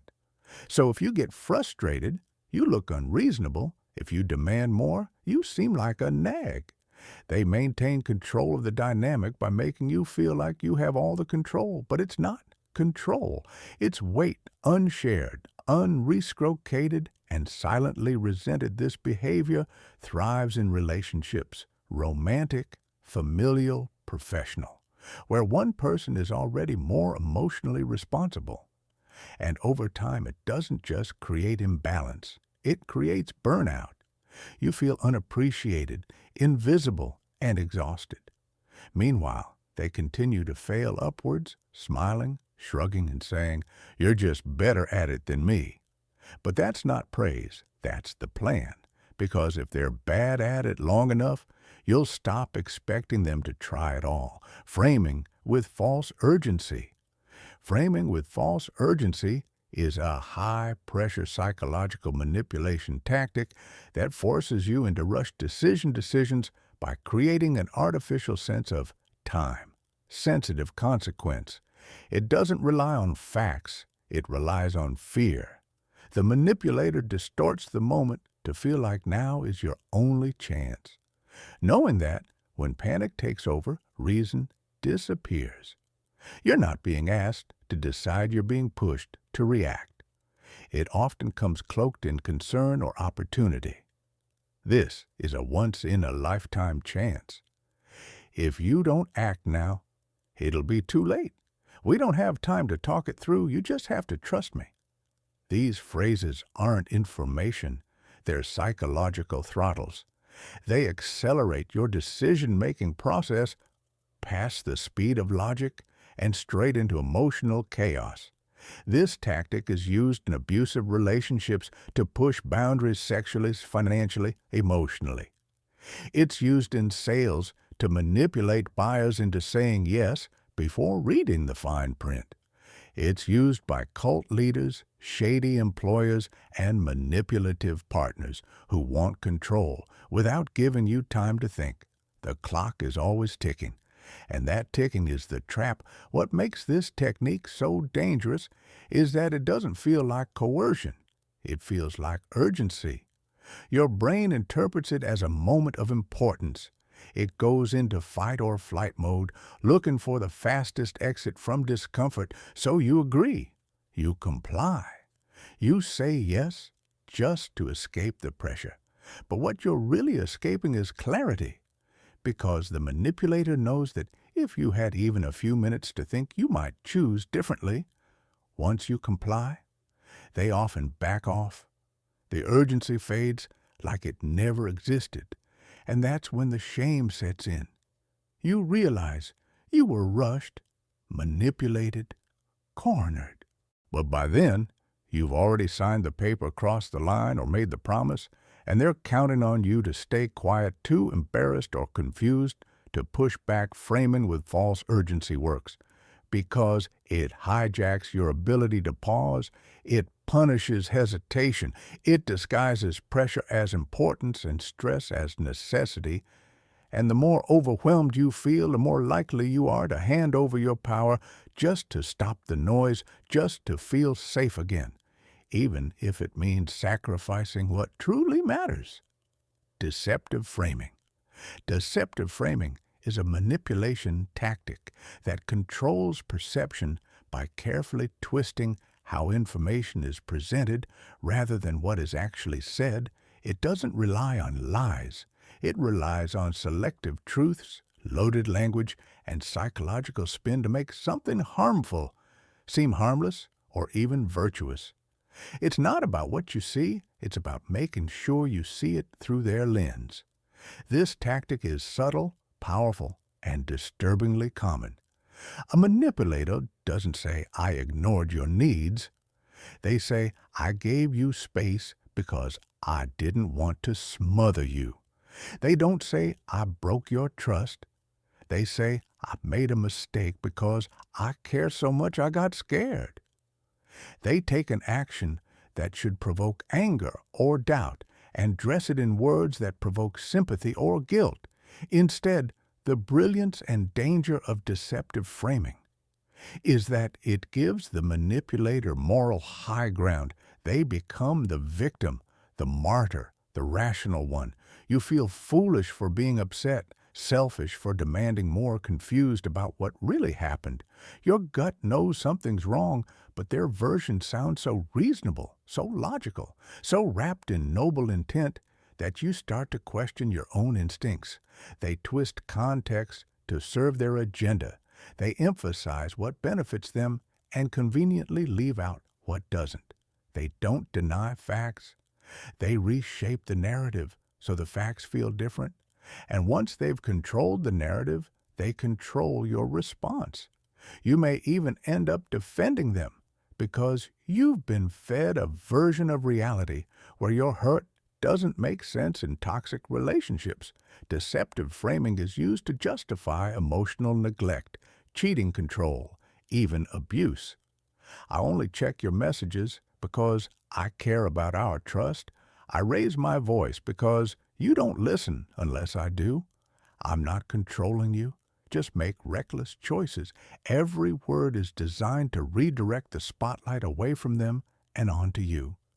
Deceptive framing doesn't force you to accept the lie. It makes you rethink the truth until you surrender it willingly.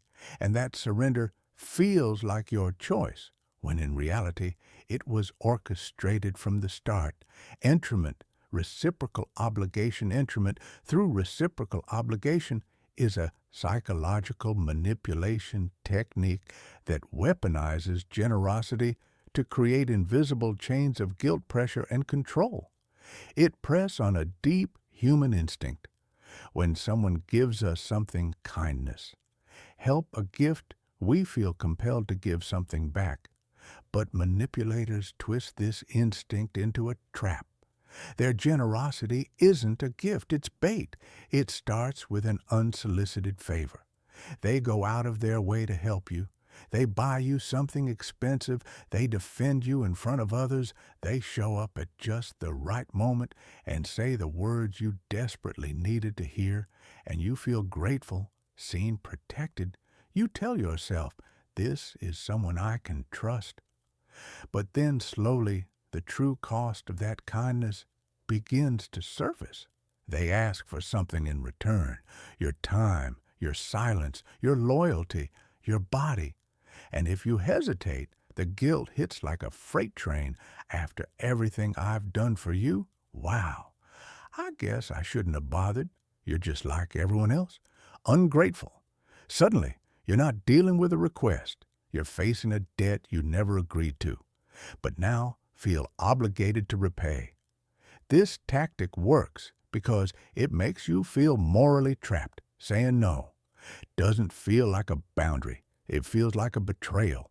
So you compromise, you give in, you justify things you wouldn't normally accept just to stay even, but the scales never balance because that was never the point. Every favor they give is calculated. Every kindness is a currency designed to put you in their emotional pocket in relationships. This becomes a form of emotional blackmail.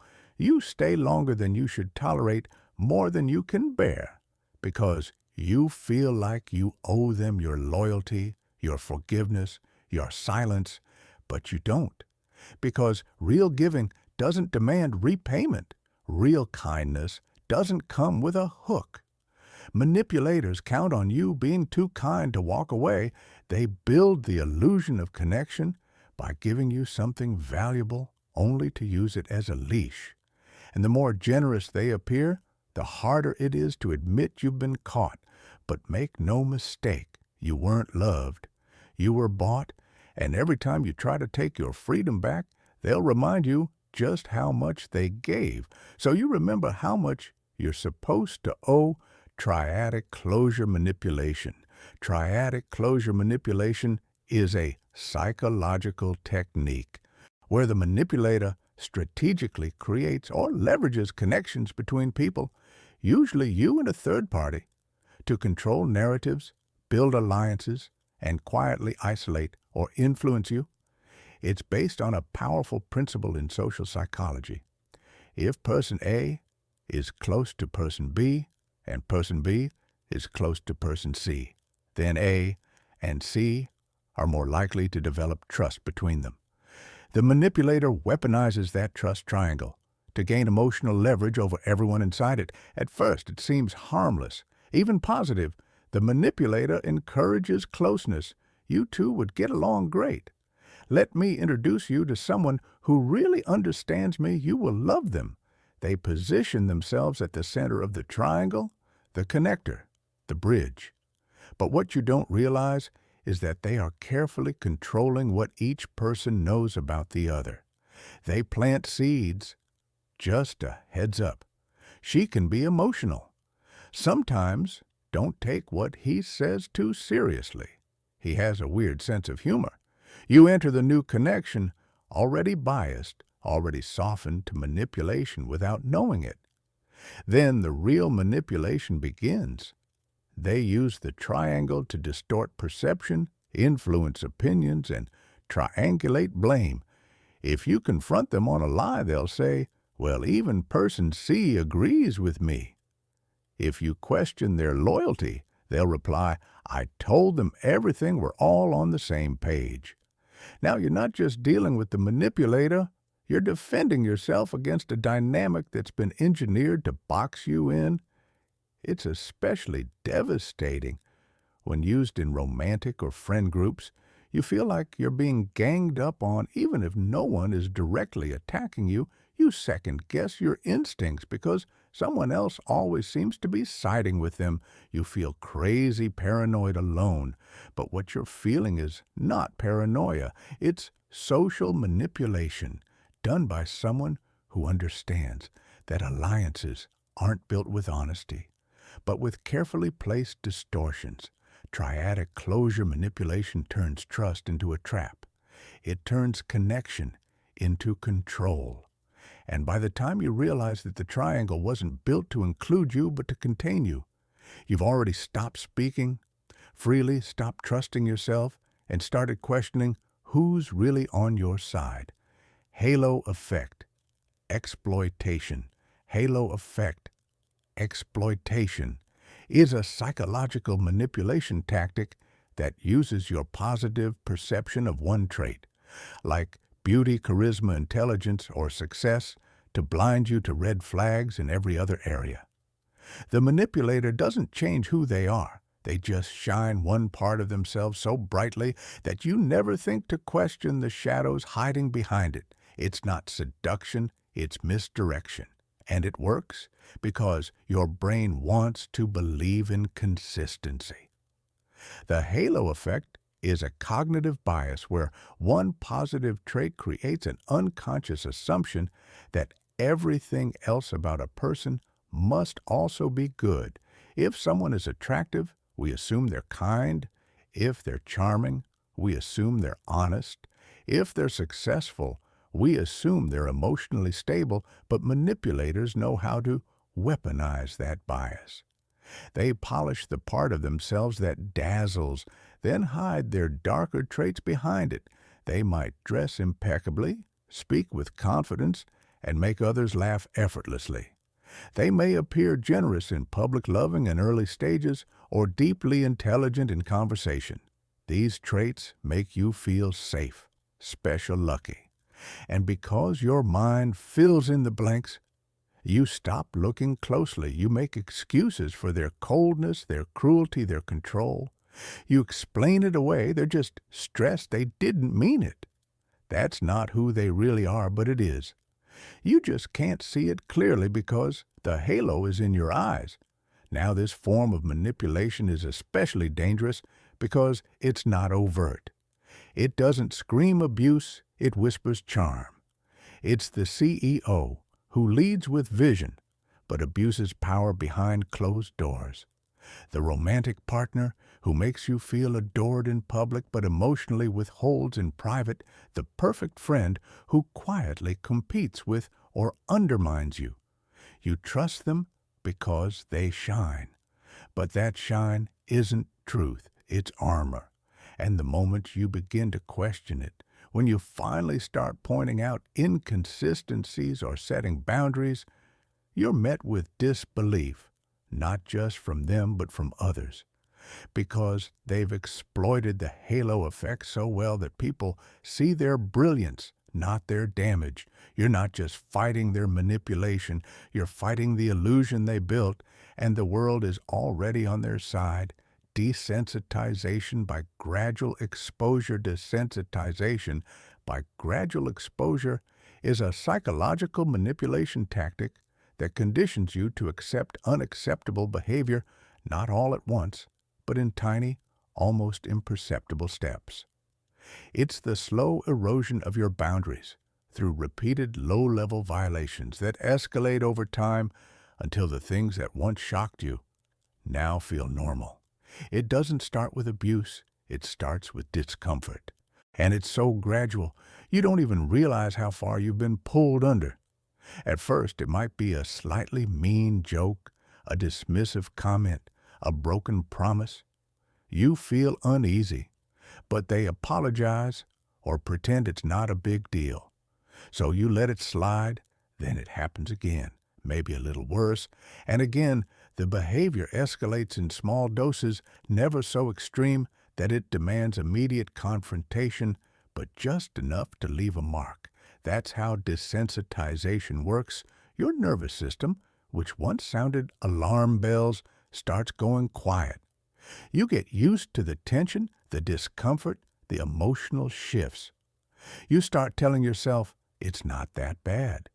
You adjust. You lower your expectations. You convince yourself you're being mature, understanding, patient, when in reality, you're being conditioned. The manipulator knows exactly what they're doing. If they came at you with full force cruelty from day one, you'd run. But by introducing harm, slowly, they train you to tolerate it. They reset your baseline for what feels normal in a relationship. And by the time things become outright toxic, you've already been emotionally numbed. Your instincts are dulled. Your tolerance is high. Your fight response has been replaced with silence. This tactic is used in abusive relationships, cults, authoritarian systems, even in toxic workplaces. It works because it doesn't feel like brainwashing. It feels like adaptation. You believe you're handling things well, that you're strong enough to stay calm, that your empathy is making a difference. But really, you're being rewired to accept the unacceptable 1 inch at a time. And the scariest part, you often don't realize how far you've gone until someone on the outside says, "Wait, how are you okay with this?" That moment doesn't feel like truth. It feels like waking up in a house that's already on fire. mirroring vulnerabilities. Mirroring vulnerabilities is a highly manipulative psychological tactic where someone pretends to share your deepest fears, wounds, or emotional scars, not to connect, but to control. It's not real intimacy. It's an emotional illusion crafted to build trust, quickly lower your defenses, and make you feel seen in a way that feels profound but is entirely fabricated. It's not shared pain. It's stolen pain. It begins with you opening up. You tell them something raw, maybe about a childhood trauma, a betrayal, a personal insecurity. Most people would listen with empathy, but a manipulator sees opportunity. Moments later, or even instantly, they mirror it back. That's crazy. I went through the exact same thing. They match your tone, they echo your language, they mimic your emotional energy like a reflection, and in that moment, you feel connected, like you found someone who gets you. But they're not revealing themselves. They're studying you. Every vulnerability you expose becomes a script for them to perform. And every time they mirror one of your wounds, you bond deeper because it doesn't feel like manipulation. It feels like fate, like you're not alone, like this person was meant to find you. What makes this tactic so dangerous is how quickly it builds false intimacy. You find yourself trusting them more than you've trusted people. You've known for years, you fast-track emotional investment, and you start to overlook red flags because someone finally understands you. That sameness becomes a form of emotional glue. You attached to the reflection, never realizing it's not real.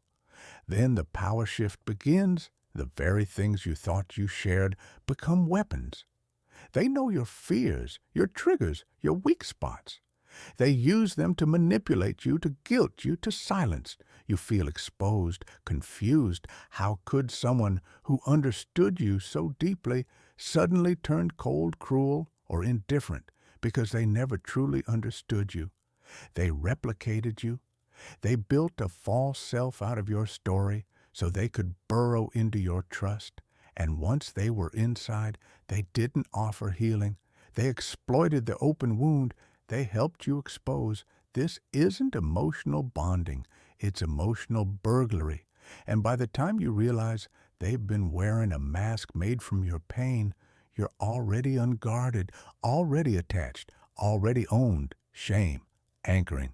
Shame anchoring is a deeply manipulative psychological tactic where a person intentionally attaches feelings of shame to specific behaviors, desires, or expressions of self, so that every time you try to act freely, you're pulled back by the invisible weight of humiliation.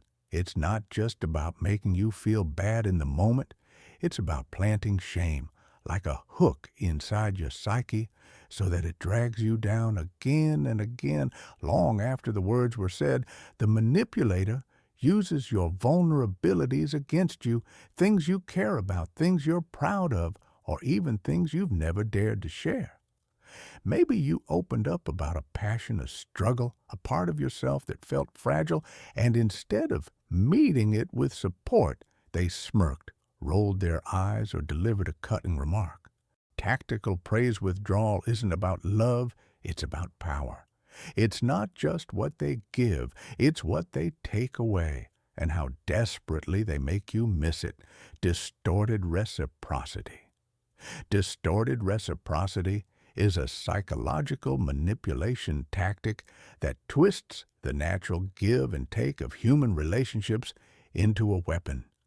It takes the beautiful human instinct to return kindness and warps it into a tool of control, guilt, and obligation.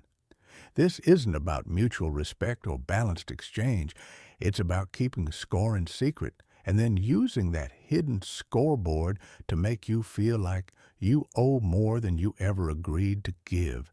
At first, the manipulator seems incredibly generous. They go out of their way to help you, give you things, support you emotionally, maybe even financially. you're caught off guard. It feels sincere. You start to trust. You might even feel lucky. But soon after the tone shifts, they start reminding you explicitly or subtly of everything they've done.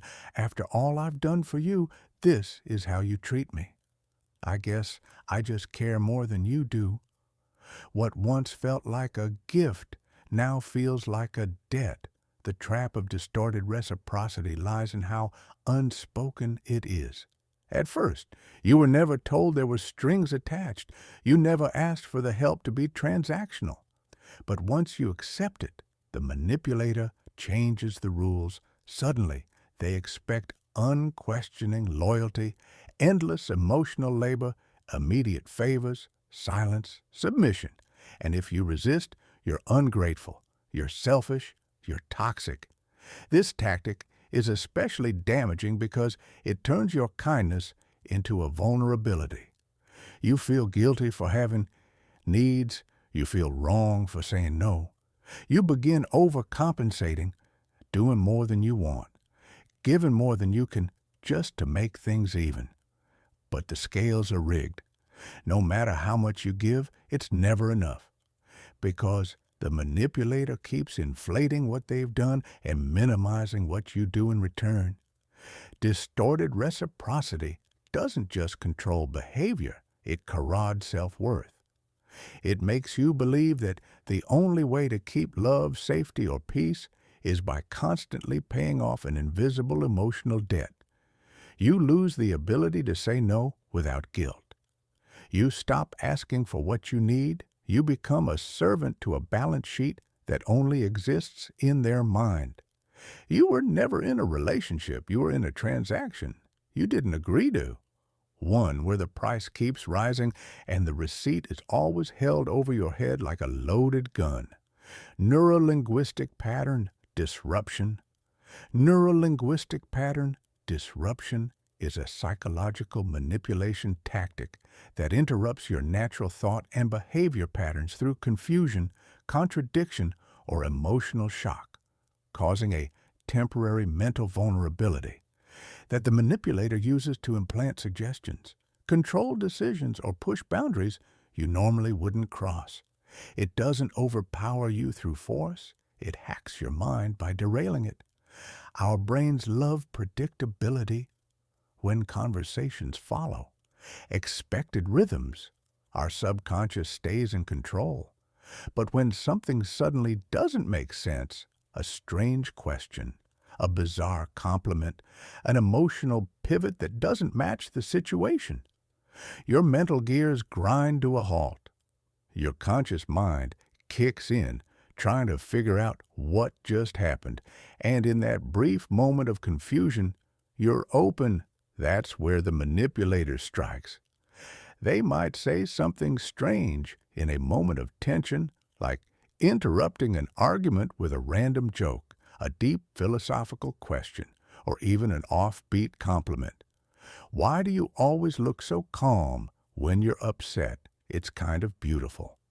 Now your anger is interrupted, your mental track derails you.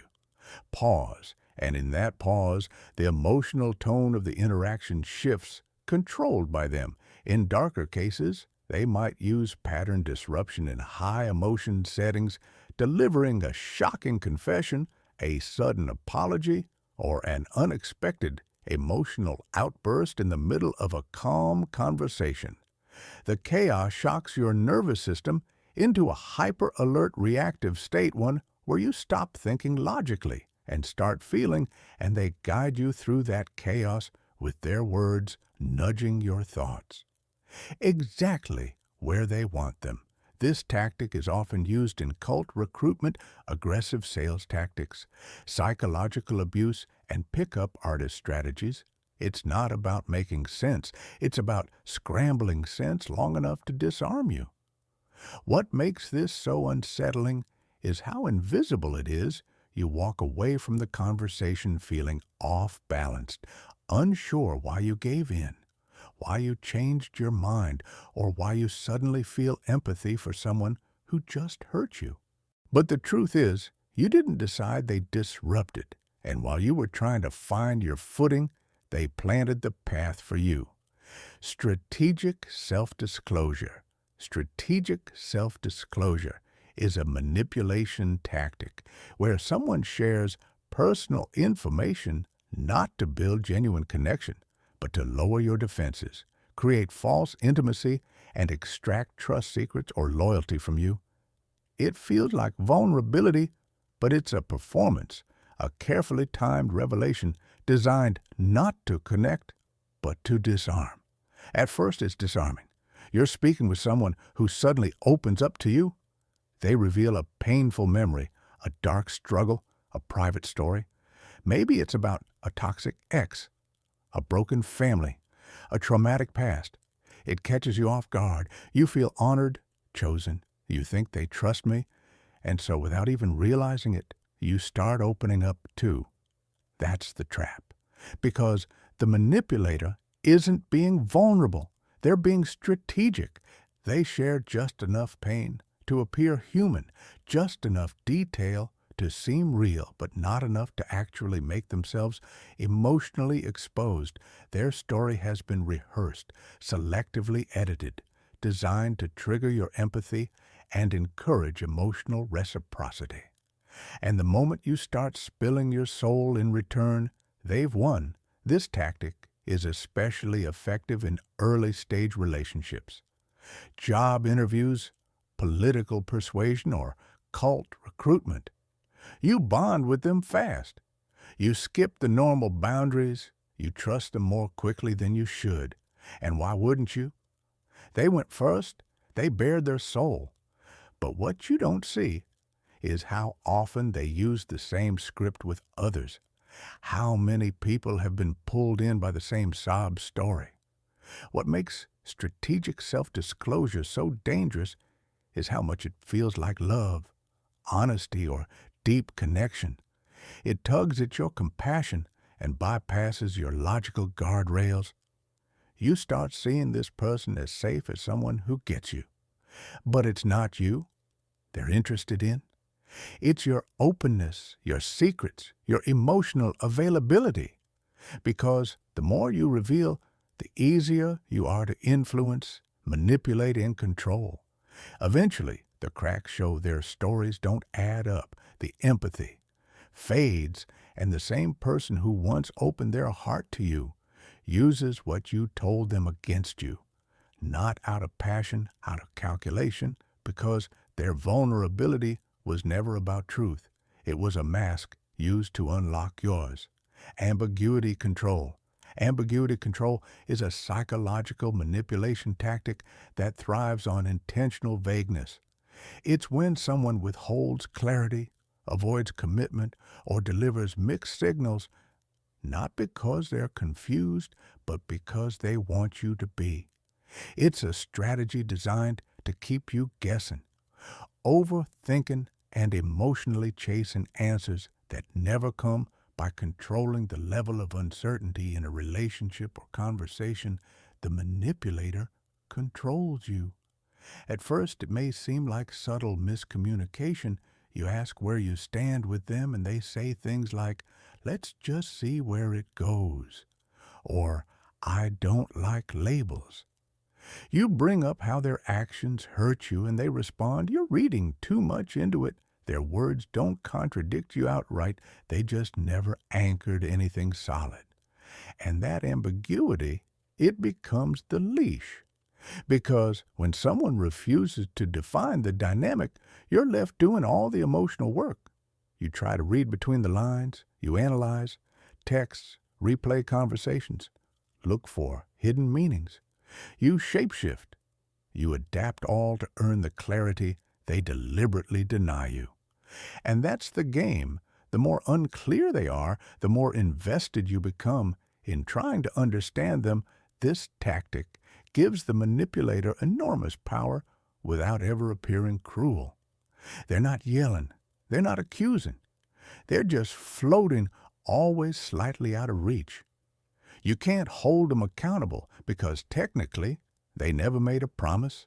They never said, "I love you." They never said, "We're exclusive."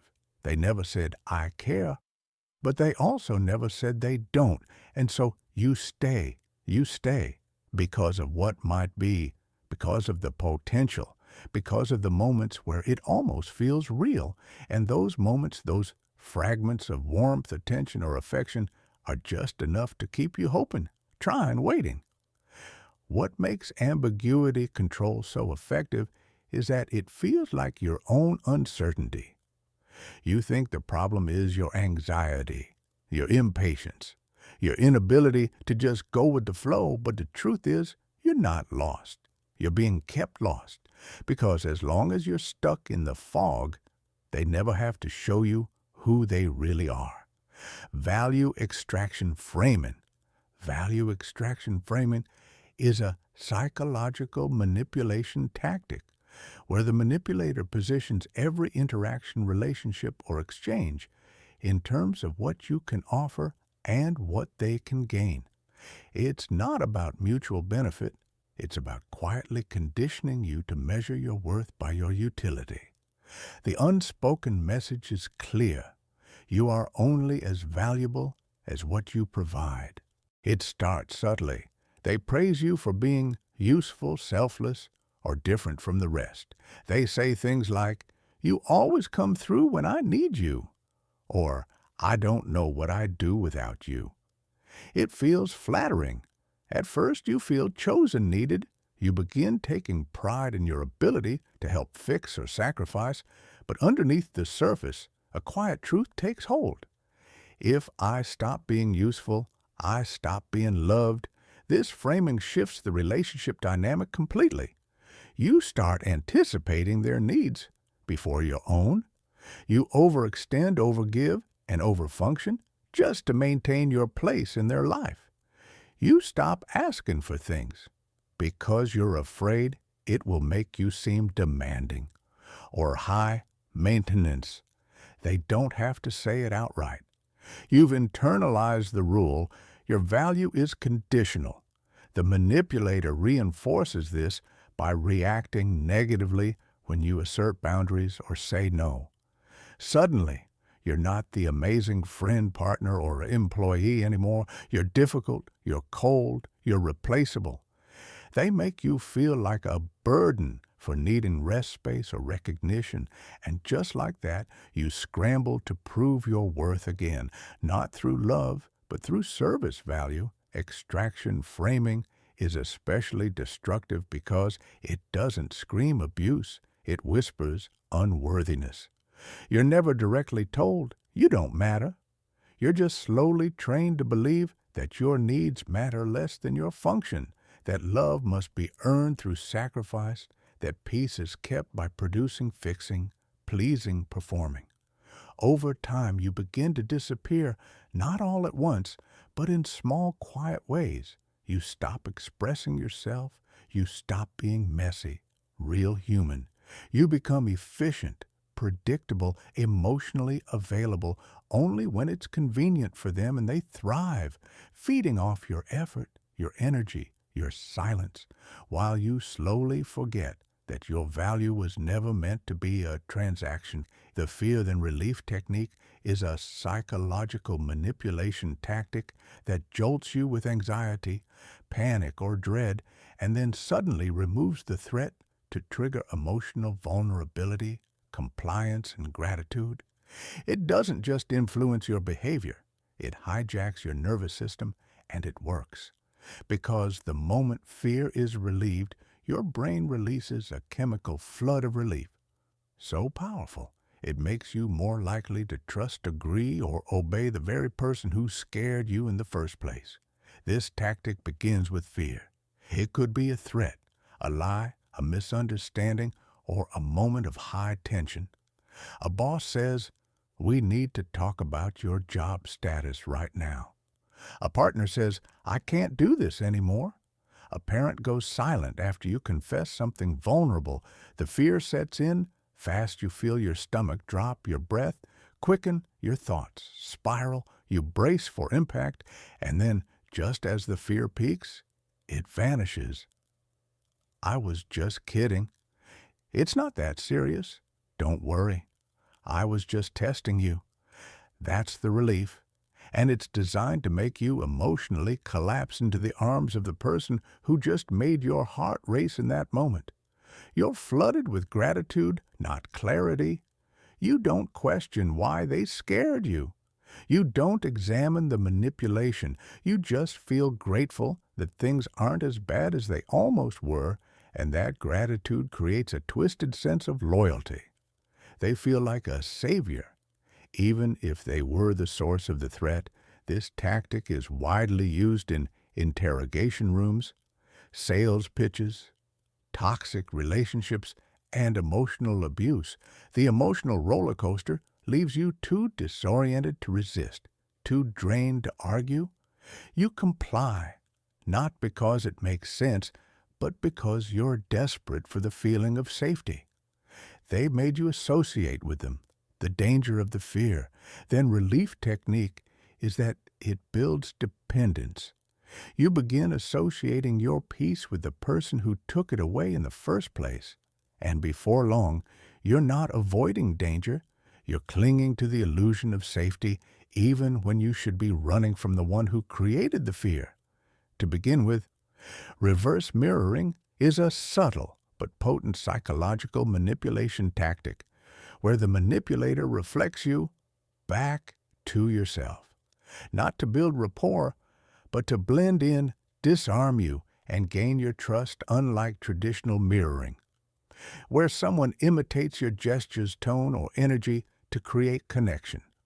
Reverse mirroring flips the script. The manipulator adopts your identity to become exactly who you want them to be. Not because it's who they are, but because it's how they get inside your mind. It starts with uncanny synchronicity. You talk about a passion, and they love it too. You share a belief, and they already feel the same way. Your humor, your wounds, your worldview, they mirror all of it. You're not just heard, you're seen. You begin to think, no one has ever understood me like this. And that's exactly what they want you to believe. But what's really happening is psychological camouflage. The manipulator isn't bonding with you.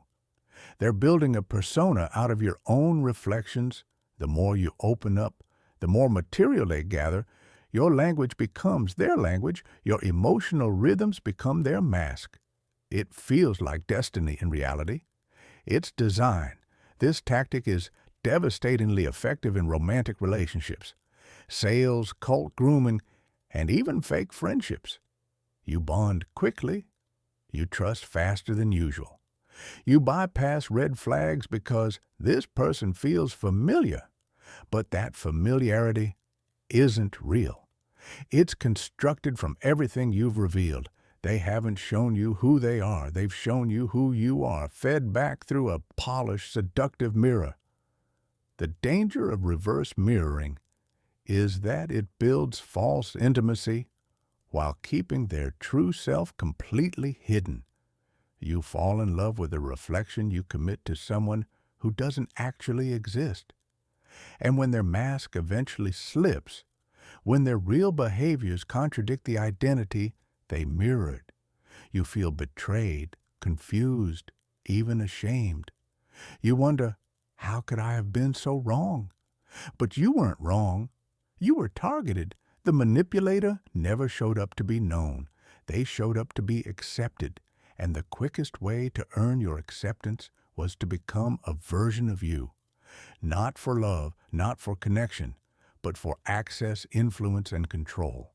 They didn't mirror you to get closer. They mirrored you. So you'd never see who they really were. Social proof, hoaxing. Social proof, hoaxing, is a psychological manipulation tactic that fabricates or exaggerates popularity, approval, or consensus to influence your beliefs, choices, and trust. It exploits one of the most powerful principles of human behavior. If others believe it, it must be true, but in this case, the others are illusions, carefully curated, selectively presented, or outright invented to make you question your instincts and follow the crowd that doesn't actually exist. It starts subtly. The manipulator references vague people who agree with them. Everyone else thinks, I'm right. My friends say, you're overreacting. No one else has ever had a problem with me. They drop these statements not as facts, but as anchors. And your brain, wired for social survival, starts second-guessing itself. If you're the only one who sees the issue, maybe you are the problem. Maybe your perception is off. Maybe you're being unreasonable. But here's the truth. There is often no everyone. There are no friends weighing in. There is no silent consensus. There's just you doubting yourself because of a lie that was made to feel like evidence. Social proof hoaxing is especially effective in group settings or online environments. A manipulator might fake testimonials, reference anonymous support, or align themselves with authority figures who never endorse them. They may surround themselves with people who agree by default or punish dissent so harshly that silence becomes complicity. They don't need actual credibility. They just need to appear backed by numbers, and once you believe they have the group behind them, it becomes harder to stand your ground. You stay quiet to avoid being the outlier. You conform to avoid isolation, and that's the goal, to make resistance feel socially dangerous over time. You may even begin parroting their narrative just to feel safe, just to belong, just to survive in a world where your truth feels outnumbered, even when it's the only truth that's real. Social proof hoaxing doesn't use facts. It uses fear of exclusion, and it works not because you're weak, but because humans were built to follow the crowd, even when the crowd is a ghost. False equivalence. Framing. False equivalence framing is a psychological manipulation tactic that distorts logic by comparing two unlike things as if they are equal in weight, blame, or impact. It's not an argument, it's a trick, a way to blur moral lines, shift accountability, and make you feel like you're just as guilty or just as flawed as the manipulator. It's the art of saying, well, you do it too. Even when what they did cut deeper, hit harder, or crossed boundaries you never touched. This tactic thrives in conflict. You confront someone for lying, and they respond, well, you kept secrets too. You call them out for manipulation, and they fire back. You're controlling. Sometimes don't act like a saint. It sounds balanced, fair, reasonable, but it's not, because what they're doing isn't taking accountability. It's diluting it, twisting the situation until everything feels gray, until you can no longer tell the abuser from the victim. False equivalence is especially disorienting because it targets your empathy. You want to be fair. You are willing to own your flaws. So when someone flips the script, you pause, you look inward, and while you're busy questioning yourself, they're slipping away from the consequences of their actions. The more you bend to be equal, the more power they regain. This tactic also shows up in toxic relationships where one person crosses a clear line, cheating, gaslighting, or emotionally abusing, and then frames your reaction as equally harmful. You yelling at me is no better than me lying to you. Or you left the house during the argument, that's abandonment too. The goal is not reconciliation. The goal is neutralization. To make sure no one's held truly accountable, especially not them. What makes false equivalence framing so dangerous is how quickly it erodes your moral compass. You start believing that fairness means shared blame, even when one person clearly crossed the line. You begin softening your voice, holding back your truth, minimizing your pain to be the bigger person, and in doing so, you let them off the hook. This isn't equality, it's emotional sabotage, wrapped in the language of balance. They don't want to meet you halfway. They want to drag you down into the mud so they don't have to climb out of it. And if you let them reframe your truth into something just as bad, they win. Not because they're innocent, but because they convinced you that no one is artificial authority. Creation. Artificial authority creation is a psychological manipulation tactic where someone fabricates or exaggerates status, expertise, or credibility to gain control, obedience, and admiration without having to earn it. It's not about actually being qualified. It's about appearing powerful enough that others stop questioning, start obeying, and hand over trust. They would never give so freely if they knew the truth. This tactic works because people are conditioned to respect authority from childhood. We're taught to listen to teachers, bosses, doctors, and leaders. So when someone walks into your life with the right tone, the right title, the right image, your brain registers them as someone to defer to. And a manipulator knows exactly how to address that illusion. They may flash credentials that can't be verified. They may reference vague experience and number of influential people or tell you how respected they are in their field.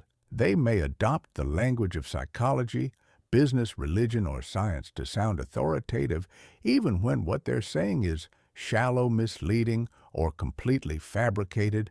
Their confidence becomes your evidence. And once you buy into that authority, the power shifts. You stop challenging their opinions. You start accepting their criticisms. You second-guess your own knowledge, even when you're right. This tactic thrives in toxic relationships, workplace hierarchies, spiritual abuse, and predatory coaching or self-help environments. A manipulator using artificial authority might say things like, "Trust me, I know people like you. You wouldn't understand. I've studied this for years. I'm only telling you this because no one else will be honest with you." They don't give you facts. They give you a throne and sit on it before you realize it's made of air. What makes this tactic dangerous is how quickly it dissolves your confidence. You stop trusting yourself. You defer, comply, obey, and even when your instincts scream that something feels wrong, you override them, because surely someone with this much authority can't be manipulative, right? But real authority doesn't need to convince you. It doesn't need costume or performance. Only artificial authority does, because its power doesn't come from truth. It comes from the illusion of it, and it only works if you believe the crown is real. Empathy, weaponization. Empathy, weaponization is one of the most insidious psychological manipulation tactics because it uses your greatest strength, your ability to care, to feel, to understand against you. It's the calculated exploitation of your compassion to excuse harmful behavior, avoid consequences, or keep you emotionally trapped. It doesn't break your heart all at once. It uses your heart to break your boundaries, piece by piece. The manipulator doesn't scream or demand they suffer. They cry, they shut down, they tell you about their trauma, their pain, their tragic past, in moments when they should be apologizing. When you confront them about the ways they've hurt you, they pivot. "You have no idea what I've been through. I'm trying the best I can. I wish you could understand how hard it is for me." And suddenly, you're the one comforting them. The pain they caused you is pushed aside because now you feel bad for making them feel bad. This tactic is especially effective because it taps into your humanity. You don't want to be cruel. You do want to understand, so you give them the benefit of the doubt. You excuse their aggression, their neglect, their betrayal, telling yourself they didn't mean it.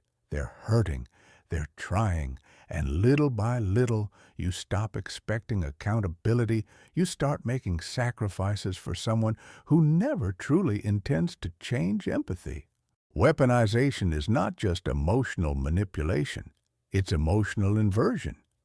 You, the one being harmed, become the caretaker, the fixer, the protector of someone who keeps dropping emotional bombs and handing you the guilt for the explosion. It makes you feel that walking away isn't just painful, it's heartless.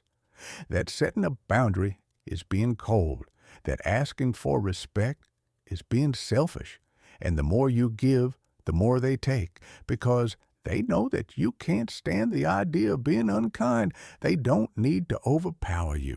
They just need to trigger your compassion, and you'll do the silencing, the justifying, the forgiving. For them, this tactic doesn't just trap you in a toxic relationship, it traps you in a war with your own empathy. You begin to wonder if being good means always being forgiving, even when it's destroying you. And that's exactly how they keep control. Not with violence, but with your own goodness turned against you. Most people never notice the patterns. You do. If this helped, reward the algorithm, like, subscribe, and hit the bell. Then keep your edge sharp, cue up the next breakdown in this playlist, and level up your psychological defense. Stay aware, stay smart, and I'll see you in the next exciting video.